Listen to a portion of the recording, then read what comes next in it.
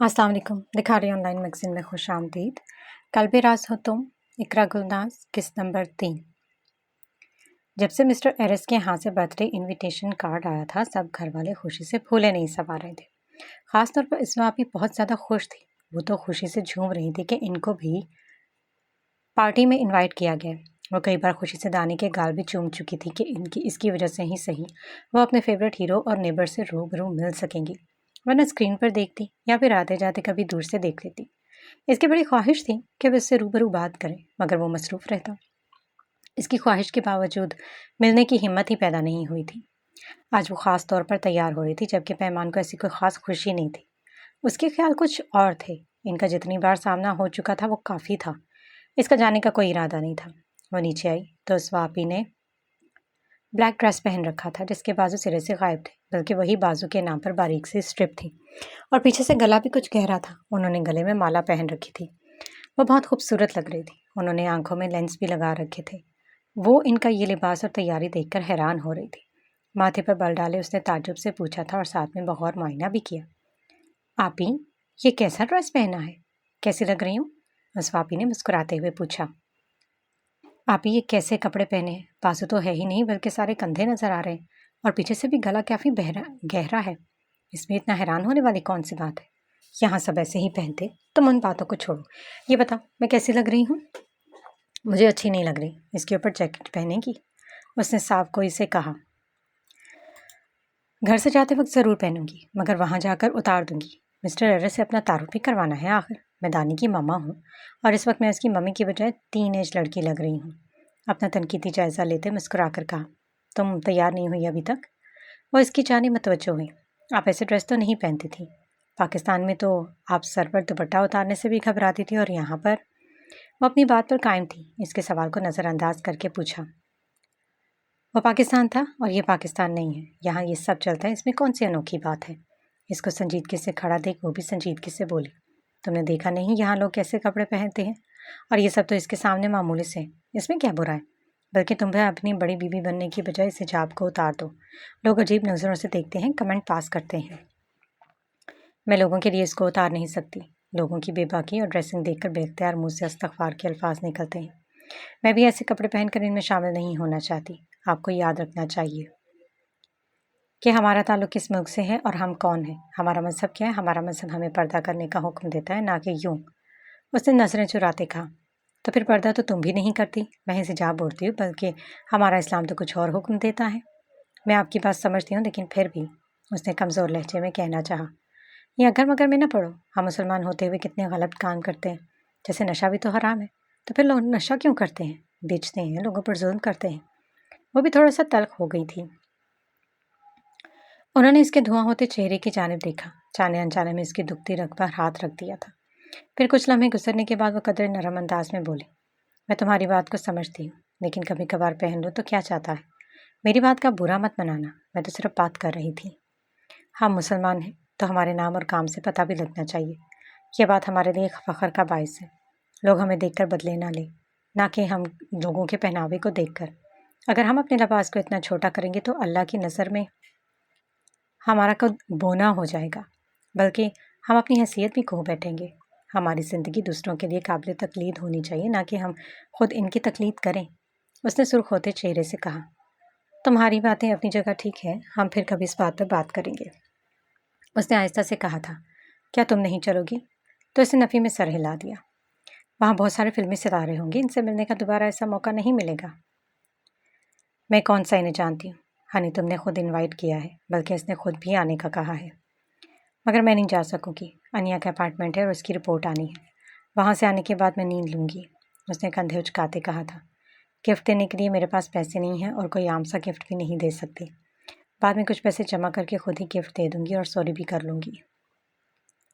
ऐसे मौके बार बार नहीं आते। अनिया को साथ लेकर जाओगी तो तुम दोनों बेहतर महसूस करोगी। आगे तुम्हारी मर्ज़ी है। इंशाल्लाह रिपोर्ट अच्छी आएगी। आप दुआ करें। मुझे बहुत टेंशन हो रही है। वहाँ से आने के बाद मैं कहीं नहीं जा सकती। आप इंजॉय करो और मेरी तरफ से सॉरी भी कर लेना। बाकी मैं बाद में देख लूँगी। अगर तुम साथ चलती तो मुझे अच्छा लगता। खैर, जो तुम्हें बेहतर लगे।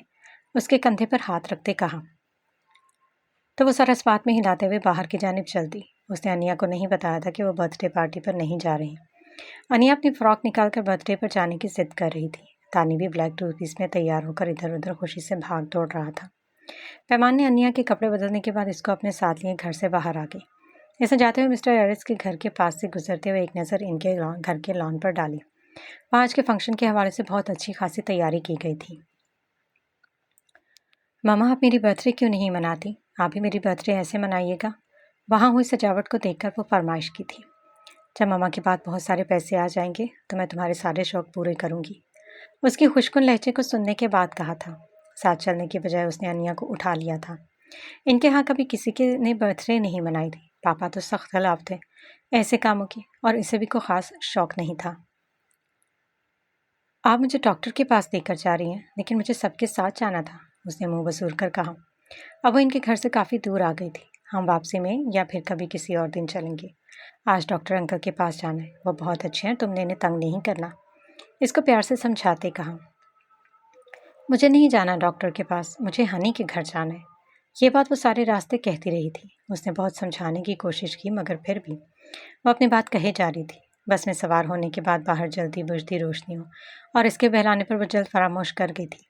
अपार्टमेंट के मुताबिक उसने डॉक्टर के यहाँ ले आई थी और साथ में रिपोर्ट्स भी आज उसे सुबह मिली थी। डॉक्टर ने रिपोर्ट्स पढ़ने के बाद अनिया का अच्छे से मुआयना किया था। इस तमाम वक्त के दौरान वो सांसें रोक के सारी कार्रवाई देखती रही। मुआयना करने के बाद डॉक्टर अपनी जगह पर बैठ गया था। एक मरतबा फिर रिपोर्ट्स देखते हुए बोले थे, इसका जिगर प्रॉपर काम नहीं कर रहा, जिसकी वजह से खून की कमी है। बीमारियों के खिलाफ क़ुव्वत मदाफ़त कमज़ोर होने की वजह से मुख्तलिफ बीमारियां बहुत जल्द अपनी गिरफ्त में ले लेती हैं। एक और मसला है, मेरे ख्याल में इसके भी टेस्ट करवा लेने चाहिए। कैसा मसला और कैसे टेस्ट? उसने साई साई करते दिमाग से पूछा था। इसकी हार्ट बीट में कोई मसला ना हो, दिल की धड़कन कंडीशन चेक करनी पड़ेगी। मैं समझी नहीं, कैसा मसला? उसने होंठों पर जबान फेरते हुए पूछा।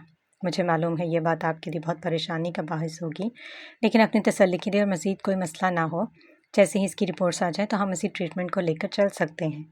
लेकिन मुझे यकीन है ऐसा कुछ नहीं होगा। फिर भी मेरे ख्याल में ये टेस्ट ज़रूर करवा लेने चाहिए, डॉक्टर ने पेशावराना अंदाज में तहम्मुल से कहा था। इसके शाइस्ता अंदाज में कहे गए अल्फाज इसकी तसल्ली के लिए नाकाफ़ी थे। इसके दिल पर जो गुजर रही थी उसके चेहरे के तासुरात से जानने की कोशिश में काफ़ी हद तक कामयाब हो गया था। कोई सीरियस कंडीशन तो नहीं है ना? उसने चेहरे पर आई नमी को साफ करते हुए पूछा। उसने एक नज़र अनिया की जानिब देखा जो खिलौनों के साथ खेल रही थी। हार्ट के हवाले से तो फिलहाल ऐसा कुछ नहीं कहा जा सकता। एक बार रिपोर्ट्स आ जाए तो फिर सब कंफर्म हो जाएगा। आप अच्छी उम्मीदें रखें, सब ठीक हो जाएगा। इसको हौसला देते हुए कहा था। ये मेडिसिन लिख कर दे रहा हूँ, आप इसका प्रॉपर इस्तेमाल लीजिएगा। मेडिसिन और रिपोर्ट्स उसकी तरफ बढ़ाते हुए पेशावराना मुस्कुराहट से कहा। वो मसनूई मुस्कुराहट चेहरे पर लाना भूल गई थी। डॉक्टर की बातें और रिपोर्ट्स का सुनकर ही इसका दिमाग सही से काम नहीं कर रहा था। उसने रिपोर्ट्स और अनिया को लिया और सुस्त कदमों से चलती हुई बाहर की जानिब बढ़ने लगी थी। अनिया को जोर से अपने सीने से लिपटा लिया था। इतनी छोटी सी है और इतनी बड़ी बड़ी बीमारियां अनिया, मैं तुम्हें कुछ नहीं होने दूंगी, तुम्हारा इलाज करवाऊंगी। उसने अपने गाल पर बहते हुए आंसुओं को साफ करते हुए बड़बड़ाई थी। वो अपने आंसुओं को रोकने की कोशिश में हलकान हो रही थी। इतने पैसे कहाँ से आएंगे? इस माँ की तनख्वाह भी एडवांस में ली थी। मेडिसिन लेनी है और डॉक्टर को तो मजीद रिपोर्ट्स का कह रहा है। आप इसे भी कई बार ले चुकी हूँ, मजीद इनसे कैसे पैसे मांगूंगी, और फिर ऊपर से घर का खर्चा, सब कैसे? मुझे पॉपकॉर्न खाने हैं, उसने अपनी तोतली आवाज़ में कहा तो वो जो इसको समझ आ गई थी। हाँ, मैं लेकर देती हूँ, उसने आंसू साफ करते हुए कहा था। इसका दिल बेहद उदास हो रहा था। इसका रोने को दिल चाह रहा था तो इसने खुद को मज़ीद अजियत से बचाने के लिए पॉपकॉर्न काउंटर की जानिब चल दी। बस में सवार होने के बाद अनीस को खाने में मसरूफ़ हो गई थी, लेकिन वो मुसलसल सर झुकाकर आंसू साफ करती रही। तुम्हें सर्दी लग जाएगी, इसको कैप उतारते देखकर नरमी से कहा। वो थक गई थी तो साथ में टेक लगाकर आरामदेह हालत में खाने लगी। अनिया भी माँ की रोती सूरत देखकर उदास हो गई थी।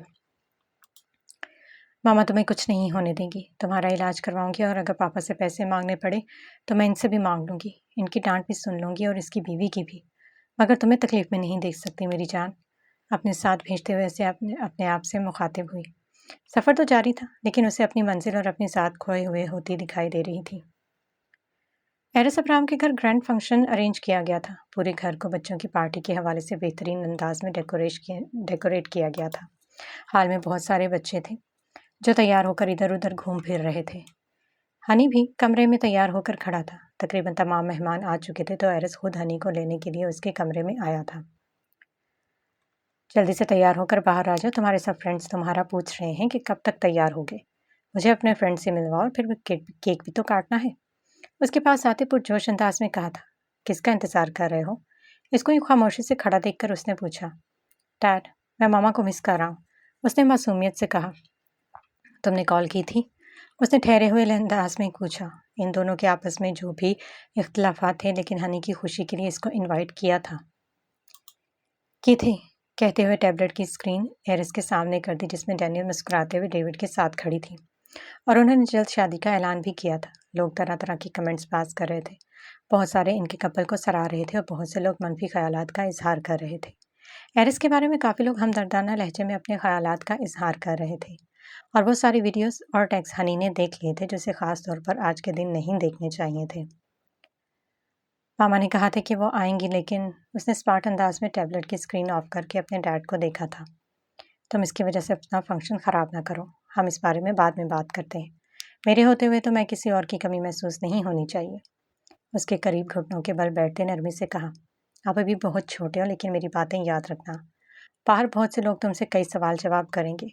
तुम्हें जज्बाती होने की बजाय तहम्मुल का मुजाहिरा करना होगा, वरना लोग हमदर्दी की आड़ में तुम्हारी कमज़ोरी का जानकर तुम्हें कमज़ोर कर देंगे। खुद को मजबूत बनाओ, और मुझे पता है तुम बहुत बहादुर और मजबूत हो। लोग हमदर्दी की शक्ल में तुम्हें तकलीफ देंगे। अपना रद्द-ए-अमल और ख़यालात को हर एक के सामने ज़ाहिर करने की ज़रूरत नहीं है। जहाँ ज़रूरत हो तो इनका इजहार करो और फिर खुद को नॉर्मल दिखाओ। भड़के हुए लोगों को देखकर भड़का देते हैं। तो मुझे पुरसकून अच्छे लगते हो और तुम सबको दिखा दो कि तुम कितने पुरसकून हो। मैं कोशिश करूँगा। I love you dad. I love you too, मुस्कुराते हुए कहा था। चलो शाबाश, सब मेरे बेटे का इंतज़ार कर रहे हैं।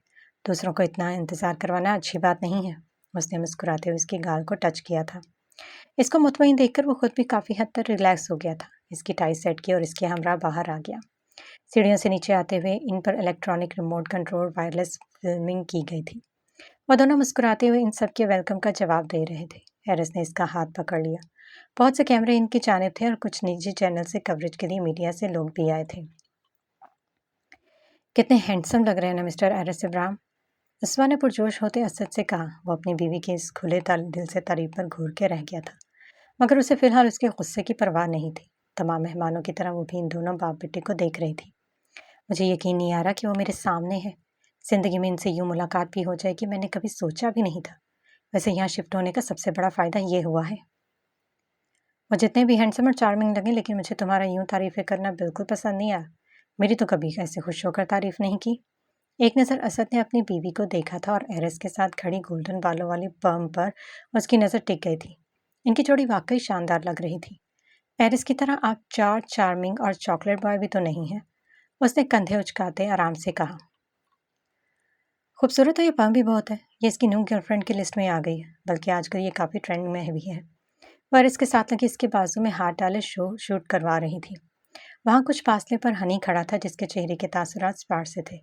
शायद उसे पर्म का अपने डैड के साथ यूं क्लोज होना कुछ खास पसंद नहीं आया। वो संजीदा सा खड़ा था। ये इंडस्ट्री वाले अपनी खूबसूरती और नाम का खूब फ़ायदा उठाते हैं। आए रोज़ नित नए अफेयर्स मंजरे आम पर आते रहते हैं। 4 दिन वो मरकज़ी निगाह बने रहते हैं और जितनी जल्दी वो ट्रेंडिंग में होते हैं, फिर उतनी ही जल्दी नीचे भी चले जाते हैं। नाम बनाना और फिर इस शोहरत को कायम रखना बड़े कमाल की बात होती है। इनके ताल्लुकात में पासदारी नहीं होती, जैसे हम लोग हैं जिसका साथ नाम जुड़ जाए फिर उसके साथ ही ज़िंदगी गुजार देते हैं, चाहे वो बंदा पसंद हो या ना हो। इस ताल्लुक कायम रखने की कोशिश करते हैं। उस्मा ने इनके कपल को देखते कहा था। हाँ, ये तो है। इनकी लग्जरी लाइफ अट्रैक्टिव ज़रूर होती है, मगर पर्सनल लाइफ सोशल अफेयर्स को लेकर बहुत डिस्टर्ब भी रहती है। खैर, हम भी इंजॉय करते हैं। ये कहते हुए कंधे उचकाए वो आगे बढ़ गई। मुझे एरिस के साथ कुछ बात करनी है और आपकी याद से मेरी अच्छी अच्छी तस्वीरें लेनी है। असद को कहते हुए वो आगे बढ़ गई थी और इसको याद करवाना नहीं भूली थी, तो उसने इस बात में सर हिला दिया। हेलो गाइस, पहले केक काटते हैं, फिर बाकी बातें तो होती रहेंगी। एरिस ने हनी के चेहरे के सावियों को बदलते देखकर सबको मुखातिब किया। पॉम भी मुस्कुरा दी थी। फिर वो लोग डेकोरेट की हुई मेज़ के पास आ गए। यहाँ केक रखा था। सब बच्चे इनके इर्द गिर्द जमा हो गए। एरिस ने नाइफ को हाथ में लेकर हनी के साथ केक काटा तो हर तरफ हैप्पी बर्थडे टू यू की आवाज़ें और होटिंग होने लगी थी। हनी को केक खिलाया था और उसको गले लगाते एरिस ने नरमी और मोहब्बत से कहा, आज तुम 7 साल के हो गए। मामा को गए हुए भी शायद 5 साल हो गए हैं। उसने कान में सरगोशी की थी। मैंने कहा था कि ऐसी बातें नहीं करनी। खुद से अलग करते कहने लगा तो उसने इस बात में सर हिला दिया। वहाँ एक साइड पर गिफ्ट का ढेर लगा हुआ था। मुलाजिम से कहकर उसे सारे गिफ्ट्स वहाँ से हटा दिए गए थे। हनी अपने तमाम फ्रेंड से दानी का तारुफ करवाने लगा था। वो बच्चों के साथ काफ़ी खुश था। उसे खुश देखकर एरिस भी मुतमईन हो गया था। हेलो मिस्टर एरिस, कैसे हैं आप?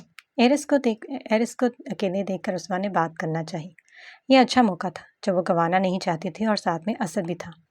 इनको देखकर इसकी आंखों में एक पल को गैर शनासा सी रंग उभरे और दूसरे पल उसने शाइस्तगी से हेलो कहा था।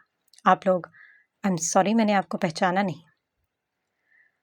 हम लोग पास में ही रहते हैं। मैं दानियाल उर्फ दानी की मामा हूँ और ये उसके पापा हैं, हनी का फ्रेंड। माफ़ कीजिएगा, मैंने पहचाना नहीं। मेरा बेटा दानी की बहुत बातें करता है। वो इसका तारुफ भी करवा चुका है। अच्छा लगा आप लोगों से मिलकर। हमें भी। मैं तो आपकी बहुत बड़ी फ़ैन हूँ, अस्मा ने खुशी से चहकते हुए कहा। इसको सामने देखकर अपने एहसासात पर काबू रखना मुश्किल लग रहा था। वह इसके बिल्कुल सामने खड़ा है और उसे अभी तक अपनी आंखों पर यकीन नहीं आ रहा था। बहुत शुक्रिया। शायद इनकी दोस्ती पार्क में हुई थी। साथ में एक लड़की भी थी। क्या नाम था इसका? इसका जिक्र करना नहीं चाहता था, फिर भी बात से बात करते कर गया। इसकी नज़र जॉन पर गई जो बातें करते हुए इनको देख रहा था। जी, वो मेरी छोटी सिस्टर है। पैमान नाम है इनका। उसने जल्दी से बताया था। हाँ, शायद यही नाम था।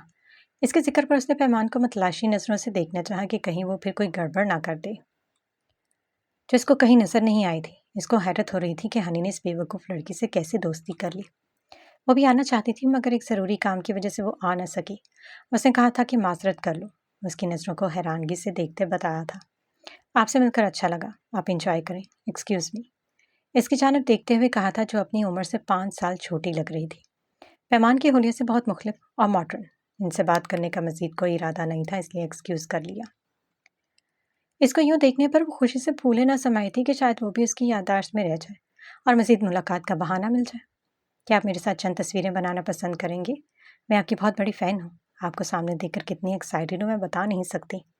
उसने जाता देखकर उसने जल्दी से कहा, यस श्योर। उसने भी मुरव्वतन कह दिया। वो जल्दी से इसके बिल्कुल पास, बिल्कुल बराबर में आ खड़ी हो गई थी। इसका बाजू इसके बाजू से टच हो रहा था। इसका हस्बैंड तस्वीरें बना रहा था। इसने एक नागवार निगाह इस पर डाली। मुसलमान।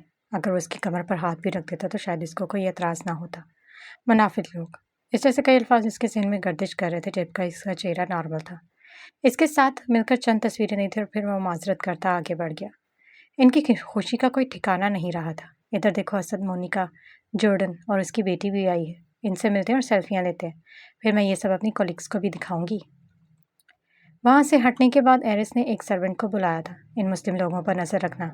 ये उमर पैमान की बहन है तो इससे किसी अच्छे की उम्मीद रखना हमाकत भी हो सकता है। चंद और हदायत दी तो सर्वेंट उनकी बातें सुनकर चला गया था। जॉन इसके पास आया था। क्या बात है, आज तो कुछ नए लोग भी नज़र आ रहे हैं। अगर मैं गलत नहीं हूँ तो क्या ये एशियन लोग हैं और शायद मुस्लिम कम्युनिटी से ताल्लुक़ रखते हैं। ये हनी भी ना जाने कैसे कैसे लोगों से दोस्ती कर रखी है। सिद्ध कर रहा था कि इन सबको भी बुलाओ। वो तो बच्चा है, लेकिन तुम अपने माइंडसेट और स्टेटस का भी ख्याल रखो। क्या मुस्लिम गर्ल भी आई है? उसे मतलाशी निगाहों से देखना चाहा। इसे भी इनवाइट करना पड़ा। अच्छा है वो नहीं आई। वैसे काफ़ी क्यूट है। उसने शरारत से आंख मारते कहा, अगर आ जाती तो मैं थोड़ा इंजॉय कर लेता। नॉनसेंस कह सकते हो। उसके जिक्र से ही मूड ख़राब हो गया था। ऐसी क्यूट और स्टूपिड लड़कियों के साथ वक्त गुजारने का मज़ा ही अलग होता है। हमारे उस रात मजाक को उसने कैसे सीरियस ले लिया था। इसकी शक्ल देखने वाली थी। मैं जब सोचता हूँ मुझे हंसी आ जाती है जो हम मजाक में कह रहे थे। कमी तुम्हें बातों से इत्तेफाक नहीं कर सकता। ऐसी लड़कियां शक्ल से जैसी भी लगती हों लेकिन अंदर से इतनी ही होशियार होती। अच्छी सूरत और मासूम नज़र आने वाले लोग जब अपनी असल शख्सियत के सामने आते हैं तो इंसान पछताता है कि इनसे मुलाकात ही क्यों हुई। मुझे ऐसी डबल स्टैंडर्ड लड़कियों से रब्ता रखने का कोई शौक़ नहीं है, लेकिन मुझे तो है। उसने फ़ौरन कहा था, जिस काम से मुझे तकलीफ हो तुम्हें वही काम सब क्यों पसंद होता है? उसने दूसरी रुख पर बात करते हुए पूछा, तुम हमेशा मेरे बारे में गलत ही क्यों सोचते हो? वो भी इसकी बात का मतलब समझकर संजीदा हो गया। तुम्हारी ये बातें मुझे सोचने पर मजबूर करती हैं। उसकी तरफ देखते कहा, अब मैंने ऐसा क्या कर दिया? ज़्यादा बनो मत। आज डैनियल ने शादी का ऐलान किया है और तुम इसके बेस्ट फ्रेंड हो। इस बारे में तुमने मुझे बताया क्यों नहीं? ये खबर तो काफ़ी अरसे से मीडिया में गर्दिश कर रही थी। तुमने इसको छोड़ दिया तो वो किसी से भी शादी करे। तुम्हें इससे क्या फ़र्क पड़ता है? तुमने तो अभी कहा कि मैं हमेशा ऐसी बातें करता हूँ जिससे तुम्हें तकलीफ़ होती है। मैंने इसलिए तुम्हें बताया नहीं। तुम हमेशा मेरी बात को मनफी लेते हो। माना कि मैं डेनियल का फ्रेंड हूँ लेकिन बॉयफ्रेंड नहीं हूँ, जैसा कि मीडिया में बहुत चर्चा रहा है हमारे कपल को लेकर। अगर ऐसा होता तो डैनियल मुझसे शादी करती, ना कि डेविड के साथ। फिर भी बचाते खुद तुम्हें मुझे बताना चाहिए था। इससे क्या फ़र्क पड़ता है जब तुम इसको अपनी ज़िंदगी से निकाल चुके हो? वो भी तुमसे किसी किस्म का राब्ता नहीं रखना चाहती।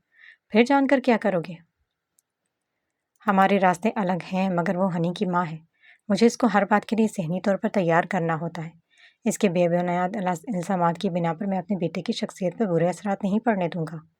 वो किसी भी बात को लेकर स्ट्रेस में चला जाएगा। उसने स्पार्ट से अंदाज में वजाहत देते कहा, स्ट्रेस में तो मुझे तुम लग रहे हो। वो अपनी ज़िंदगी में आगे बढ़ चुकी है, तुम्हें भी कुछ सोचना चाहिए। पम, तुम्हें इंटरेस्टेड तो है। मैं फिलहाल इसके बारे में कोई बात नहीं करना चाहता, उसने बात काटते हुए कहा था। जैसे तुम्हारी मर्जी, मगर मेरी बात पर गौर ज़रूर करना। वो अभी बात कर रहे थे कि परम भी वहाँ पर आ गई। हेलो गाइस, क्या हो रहा है? उसने मुस्कुराते हुए पूछा था। कुछ खास नहीं, एरिस ने जवाब दिया था। इसका मूड बहुत ख़राब था। अगर घर में फंक्शन ना होता तो वो किसी से भी बात ना करता, अकेले रहने को तरजीह देता। वो जब भी स्ट्रेस में होता तो अपने कमरे में अंधेरा करके तन्हा बैठ जाता, स्मोकिंग और ड्रिंक करता रहता या फिर स्विमिंग करके अपने आप को कंट्रोल करने की कोशिश करता। लेकिन फिलहाल तो ऐसा कुछ भी नहीं कर सकता था। क्या हुआ, सब खैरियत है ना? तुम्हारा मूड कुछ ऑफ लग रहा है। पम ने उसके चेहरे की जानिब देखते इस्तफसार किया। सब ठीक है, मेरे मूड को छोड़ो। ये बताओ, हमारे न्यू सॉन्ग की वीडियो कब तक कंप्लीट हो जाएगी? उसने बात बदली। बहुत जल्द, बल्कि यूँ समझ लो कि काम खत्म हो गया है। इस संडे को हमने नाइट शो में भी जाना है। उन्होंने हम दोनों को बुलाया, उसने पुरजोश होते हुए कहा था। एरिस का रवैया नॉर्मल ही था। वो ऐसे बेशतर शोज अटेंड कर चुका था। इसके मदा उमड़ दुमड़ कर आते थे। वो जिस शो में बजाते खो जाता, इसकी रेटिंग हाई हो जाती। लोग दीवानों की तरह झूम झूम कर पागल हो जाते थे। घर के बाहर गेट पर पहुंचकर उसने गेट खोलने के लिए हैंडबैग में से चाबी ढूंढनी चाही थी, तो चाबी गायब थी। अनिया को गोद में उठाया उसने झुककर दोबारा से चेक किया। उसने उछलत में सारा हैंडबैग देख लिया, लेकिन इसके हाथ में चाबी नहीं आई थी। वो अनिया को जगाना भी नहीं चाहती थी, मगर जब मिल नहीं रही थी तो उसने अनिया को दूसरे कंधे पर सुलाते बाएं कंधे से लटकते बैग को उतारा और जल्दी से तलाश करने लगी। अगर घर के गेट की चाबी होती तो मिलती। कहाँ चली गई कि वो खुद से हम कलाम थी। दिन भर की भाग दौड़ से थक गई थी। बिस्तर पर जाते सो जाना चाहती थी। सहन जितना भी मुंतशिर सही, मगर वो जिस्म को तो आराम देना चाहती थी जो काम कर करके थक गया था। मामा, क्या हुआ? कुछ नहीं बेटा, शायद मैं उजलत में चाबी को पर्स में रखना भूल गई हूँ। न जाने कब दिमाग काम करने लगेगा। उसने खुद को कोसते हुए सड़क की जानिब देखते बड़बड़ाई। घर पर भी कोई नहीं है। दूसरी चाबी इस भाभी के पास होगी। इनसे लूंगी तो फिर ही घर के अंदर जा सकूंगी, लेकिन वहाँ तो पार्टी हो रही है। उसने तजबज़ब का शिकार होते सोचा। मम्मा, मुझे नींद आ रही है, मुझे बेड पर सोना है, उसकी जानिब देखते हुए कहा था। हाँ बेटा, तुम्हें बेड पर ही सुलवाऊंगी, मगर पहले खाला से घर की कीज़ तो ले आए। खाला दानी के साथ हनी के घर गई है। मेरे साथ चलकर जाओगी? मेरे बाजू थक गए हैं, उसने प्यार से कहा था। यहाँ पास में ही तो हनी का घर है। ठीक है, वो भी मान गई थी और साथ चल पड़ी। सर्दी होने की वजह से उसने कोट को अच्छे से सेट कर लिया था। अपने सर पर भी हुड ले लिया। वो तसब्बुब का शिकार हो रही थी। पहले तो गार्ड ने रोक लिया और फिर कॉल सुनने के बाद अंदर जाने की इजाज़त दे दी। गेट पर यूं रोकने पर हद तक महसूस तो हुई थी, लेकिन क्या करे, मजबूरी थी। इजाज़त मिलते वो भी आगे बढ़ गई। लॉन में बर्थडे पार्टी के हिसाब से लाइट्स और बच्चों के लिए बहुत से खिलौने रखे हुए थे। अनिया इन्हें देखकर खुश हो गई। मम्मा, ये कितने प्यारे हैं। वो फूल, बैलून और टेडी बियर्स भी, सब कितने प्यारे हैं। उसकी नींद इन सबको देखकर जैसे उड़ गई थी। उसने खैर दिलचस्पी से देखा और आगे बढ़ गई। इसको कुछ भी पुरकशिश नहीं लग रहा था। घर के दाखिली दरवाजे पर ही इसको वहाँ से बहुत सारे गेस्ट और बच्चे तैयार होकर खूबसूरत ड्रेसेस में इधर उधर हंसते और बातें करते नजर आए थे। अनिया भी हाथ छुड़ाकर भाग जाना चाहती थी। वो इनके साथ खेलना कूदना चाहती थी, मगर उसने सख्ती से इसका हाथ पकड़ लिया। उसने हाल में नजरें दौड़ाई थी। उसकी पहली नज़र ही यारस और उसके फ्रेंड्स पर गई थी। इसके मुतालिक अभी वो दुआ कर रही थी कि वो सब उसे नजर ना आए या फिर वो इनकी नज़रों में ही ना आए, मगर अफसोस हॉल में दाखिल होते ही पहली निगाह इन पर गई थी। उसने एक सर्द आह खारिज की। इस गर्म हॉल में दाखिल होते जिस्म को तकवीयत मिली थी। इन सबको नज़रअंदाज करके घर के मेन गेट की चाबी लेकर जल्द से जल्द वहां से चले जाना चाहती थी। उसने आप ही को ढूंढना चाहा था। जैसे यार इसकी निगाह इस पर पड़ी तो इसके चेहरे के तासुरात सख्त हो गए थे। वो चलती हुई इधर ही आ रही थी और अनिया का हाथ छुड़ाकर दूसरों बच्चों के साथ खेलने की कोशिश में लगी हुई थी। ओह, ये मुस्लिम गर्ल भी आ गई है, जॉन ने होंठ सीटी के अंदाज में गोल करते शौक होते कहा था। यार इसने गैर दिलचस्पी से एक नज़र पैमान की जानिब देखा था जो इन्हें देख रही थी। जॉन ने मुस्कुराते हुए पैमान की तरफ देखकर हाथ हिलाया। गौरिया वो एक दूसरे से अच्छे से जानते और स्पेशली वो इसी से मिलने आई। जॉन, वो तुम्हें गौर से देख रही है, पम ने इस्तेफामिया अंदाज में कहा था। लगता है मेरी पर्सनैलिटी से मुतासिर होगी। मेरा एक और फ़ैन बढ़ गया। जॉन ने फर्जी कॉलर झाड़ते इन्हें मुखातिब किया। माफ़ करना जॉन, और इसके इतने बुरे दिन नहीं आए कि इसके होते हुए लड़कियां तुमसे मुतासिर हो। अच्छा तो फिर देख लेते हैं वो किससे पहले बात करती है। हम भी किसी से कम नहीं, उसने सुस्त रवि से चलती हुए पैमान पर नजरें टिकाए कहा था। तुम इसे ज़रूरत से ज़्यादा वैल्यू दे रहे हो, जबकि वो ये सब डिजर्व नहीं करती, हैरिस ने सिप लेते हुए जताया। बात वैल्यू से ज़्यादा ईगो पर आ गई है मेरे दोस्त, उसने मुस्कुराकर पैमान की जानिब देखते कहा था। लेकिन इसमें मैं बिल्कुल भी इंटरेस्टेड नहीं हूँ और ना ही मुझे ऐसी वैल्यू और ईगो की परवाह है, हैरिस ने कंधे उचकाते लापरवाही से कहा। पैमान ने साफ महसूस किया था इनकी निगाहें चलती हुई इनके पास महज चंद कदमों के फासले पर आ गई थी, जबकि जॉन इसकी जात को ईगो तक ले आया था। वह इनके पास आकर रुकी थी सिर्फ एक लम्हे के लिए। वो पूरी तरह उसकी जानिब मुतवज्जो हो गए थे, वो भी सिर्फ जॉन की वजह से। फिर अगले ही लम्हे जॉन की मुस्कुराहट से सिमट जाने पर मजबूर कर गई। इसके चेहरे के तासुरात कशमकश में मुब्तला हो चुके थे। वो इनकी जानिब नहीं देख रही थी, बल्कि इनके पीछे खड़ी उसवा आप ही पर नजरें जमाए आगे बढ़ रही थी। वो इन सबको नज़रअंदाज करके आगे बढ़ गई। वो ज़हनी और जिस्मानी तौर पर बहुत थक चुकी थी और ऊपर से अनिया की रिपोर्ट का सोचकर अलग परेशान थी। वो क्या सोच रहे होंगे इसको जानने में कोई ख़ास दिलचस्पी नहीं। वो सिर्फ चाबी देकर घर जाना चाहती थी, इसलिए इनकी हैरानगी को नोट नहीं कर पाई थी, जो एक बार फिर इस लड़की की वजह से हैरान खड़े एक दूसरे को देख रहे थे। कितनी अजीब लड़की है, पम ने बेसाख्ता कहा। जब किसी को ज़रूरत से ज़्यादा वैल्यू देने की कोशिश करोगे तो कुछ ऐसा ही रिजल्ट सामने आएगा, एरिस ने संजीदा लहजे में जताया। फिर भी वो हम सबको कैसे इग्नोर कर सकती है। तुमने इनवाइट किया था, वो गिफ्ट के बगैर आई है तो कम से कम तुमसे माजरत तो करनी चाहिए, जॉन ने अपनी हद तक को हजम करने की कोशिश करते कहा था। मुझे इसकी माजरत में बिल्कुल दिलचस्पी नहीं, उसने आईब्रो उचकाते कहा। पैमान की आवाज़ इनकी अकब से उभरी और इनकी गलतफहमी भी थोड़ी दूर हो गई। उसवा जो कुछ लोगों के साथ वहाँ खड़ी गपशप कर रही थी, आप ही को देखकर सीधी वो उसके पास आ गई। पैमान, तुम्हें तो घर जाना था, फिर यहाँ पर? इसको यूँ अचानक से अपने सामने देखकर उसवा आप ही ने मुतअज्जिब नज़रों से पूछा। मैं घर की कीज़ हैंडबैग में रखना भूल गई, इसलिए ना चाहते हुए भी मुझे यहाँ आना पड़ा, उसने अपनी गलती का एतराफ़ करते हुए कहा। हर वक्त उजलत में ना रहा करो, मैं देख कर देती हूँ, शायद असद के पास ही है। असद देखते ही असवा ने इशारा किया। वो भी पैमान को देख चुका था, इसीलिए वहीं आ गया। तुम तो क्लिनिक गई थी और तुम्हारा यहाँ आने का कोई इरादा नहीं था, तो फिर? जिस दिन ये जिस दिन ये दिमाग से काम लेने लगी उस दिन देखना आधे मसले हल हो जाएंगे। मैडम गेट की डुप्लीकेट कीज़ रखना भूल गई हैं। मुझे लगा मैंने रख ली हैं। अनिया की रिपोर्ट का क्या बना? अनिया को देखा तो ख्याल आया, इसकी रिपोर्ट्स कुछ अच्छी नहीं आई। डॉक्टर मजीद रिपोर्ट का कहा है, उसने परेशानी से कहा। मजीद क्यों? इस रिपोर्ट में क्या आया? वो उसकी तरफ देखते हुए पूछा। इसका जिगर ठीक से काम नहीं कर रहा और शायद हार्ट प्रॉब्लम भी है, ये कहते हुए उसकी आंखें नम होने लगी थी। पैमान, सब ठीक हो जाएगा, संभालो खुद को, उसकी उतरी सूरत देखकर उसके कंधे पर हाथ रखकर तसल्ली दी। खुद को संभालना ही तो मुश्किल हो रहा है, उसने आंखें साफ करते दिल में सोचा। उम्मे पैमान, हम घर पर नहीं हैं, तुम घर चलो, हम थोड़ी देर में आते हैं, बाकी बात वहीं पर ही होगी, उसवा ने अतराफ में नजरें दौड़ाते कहा। लोगों को वो ख्वामख्वाह में सवाल करने का मौका नहीं देना चाहती थी। तुम परेशान ना हो, सब ठीक हो जाएगा, उसके गाल थपथपाते नरमी से देखते कहा। असद ने भी हालात को देखते उसवा की बात से इत्तफाक किया। तुम घर जाकर रेस्ट करो, हम थोड़ी देर में आ जाएंगे, उसने इस बात में सर हिला दिया था और आंखें साफ करती हुई अनिया का हाथ पकड़ा था। चलो घर चलते हैं, जाते वक्त सरसरी निगाह पर डाली और आगे बढ़ गई। अनिया को संभालना मुश्किल हो गया था, जो वहाँ रुकने पर जिद कर रही थी।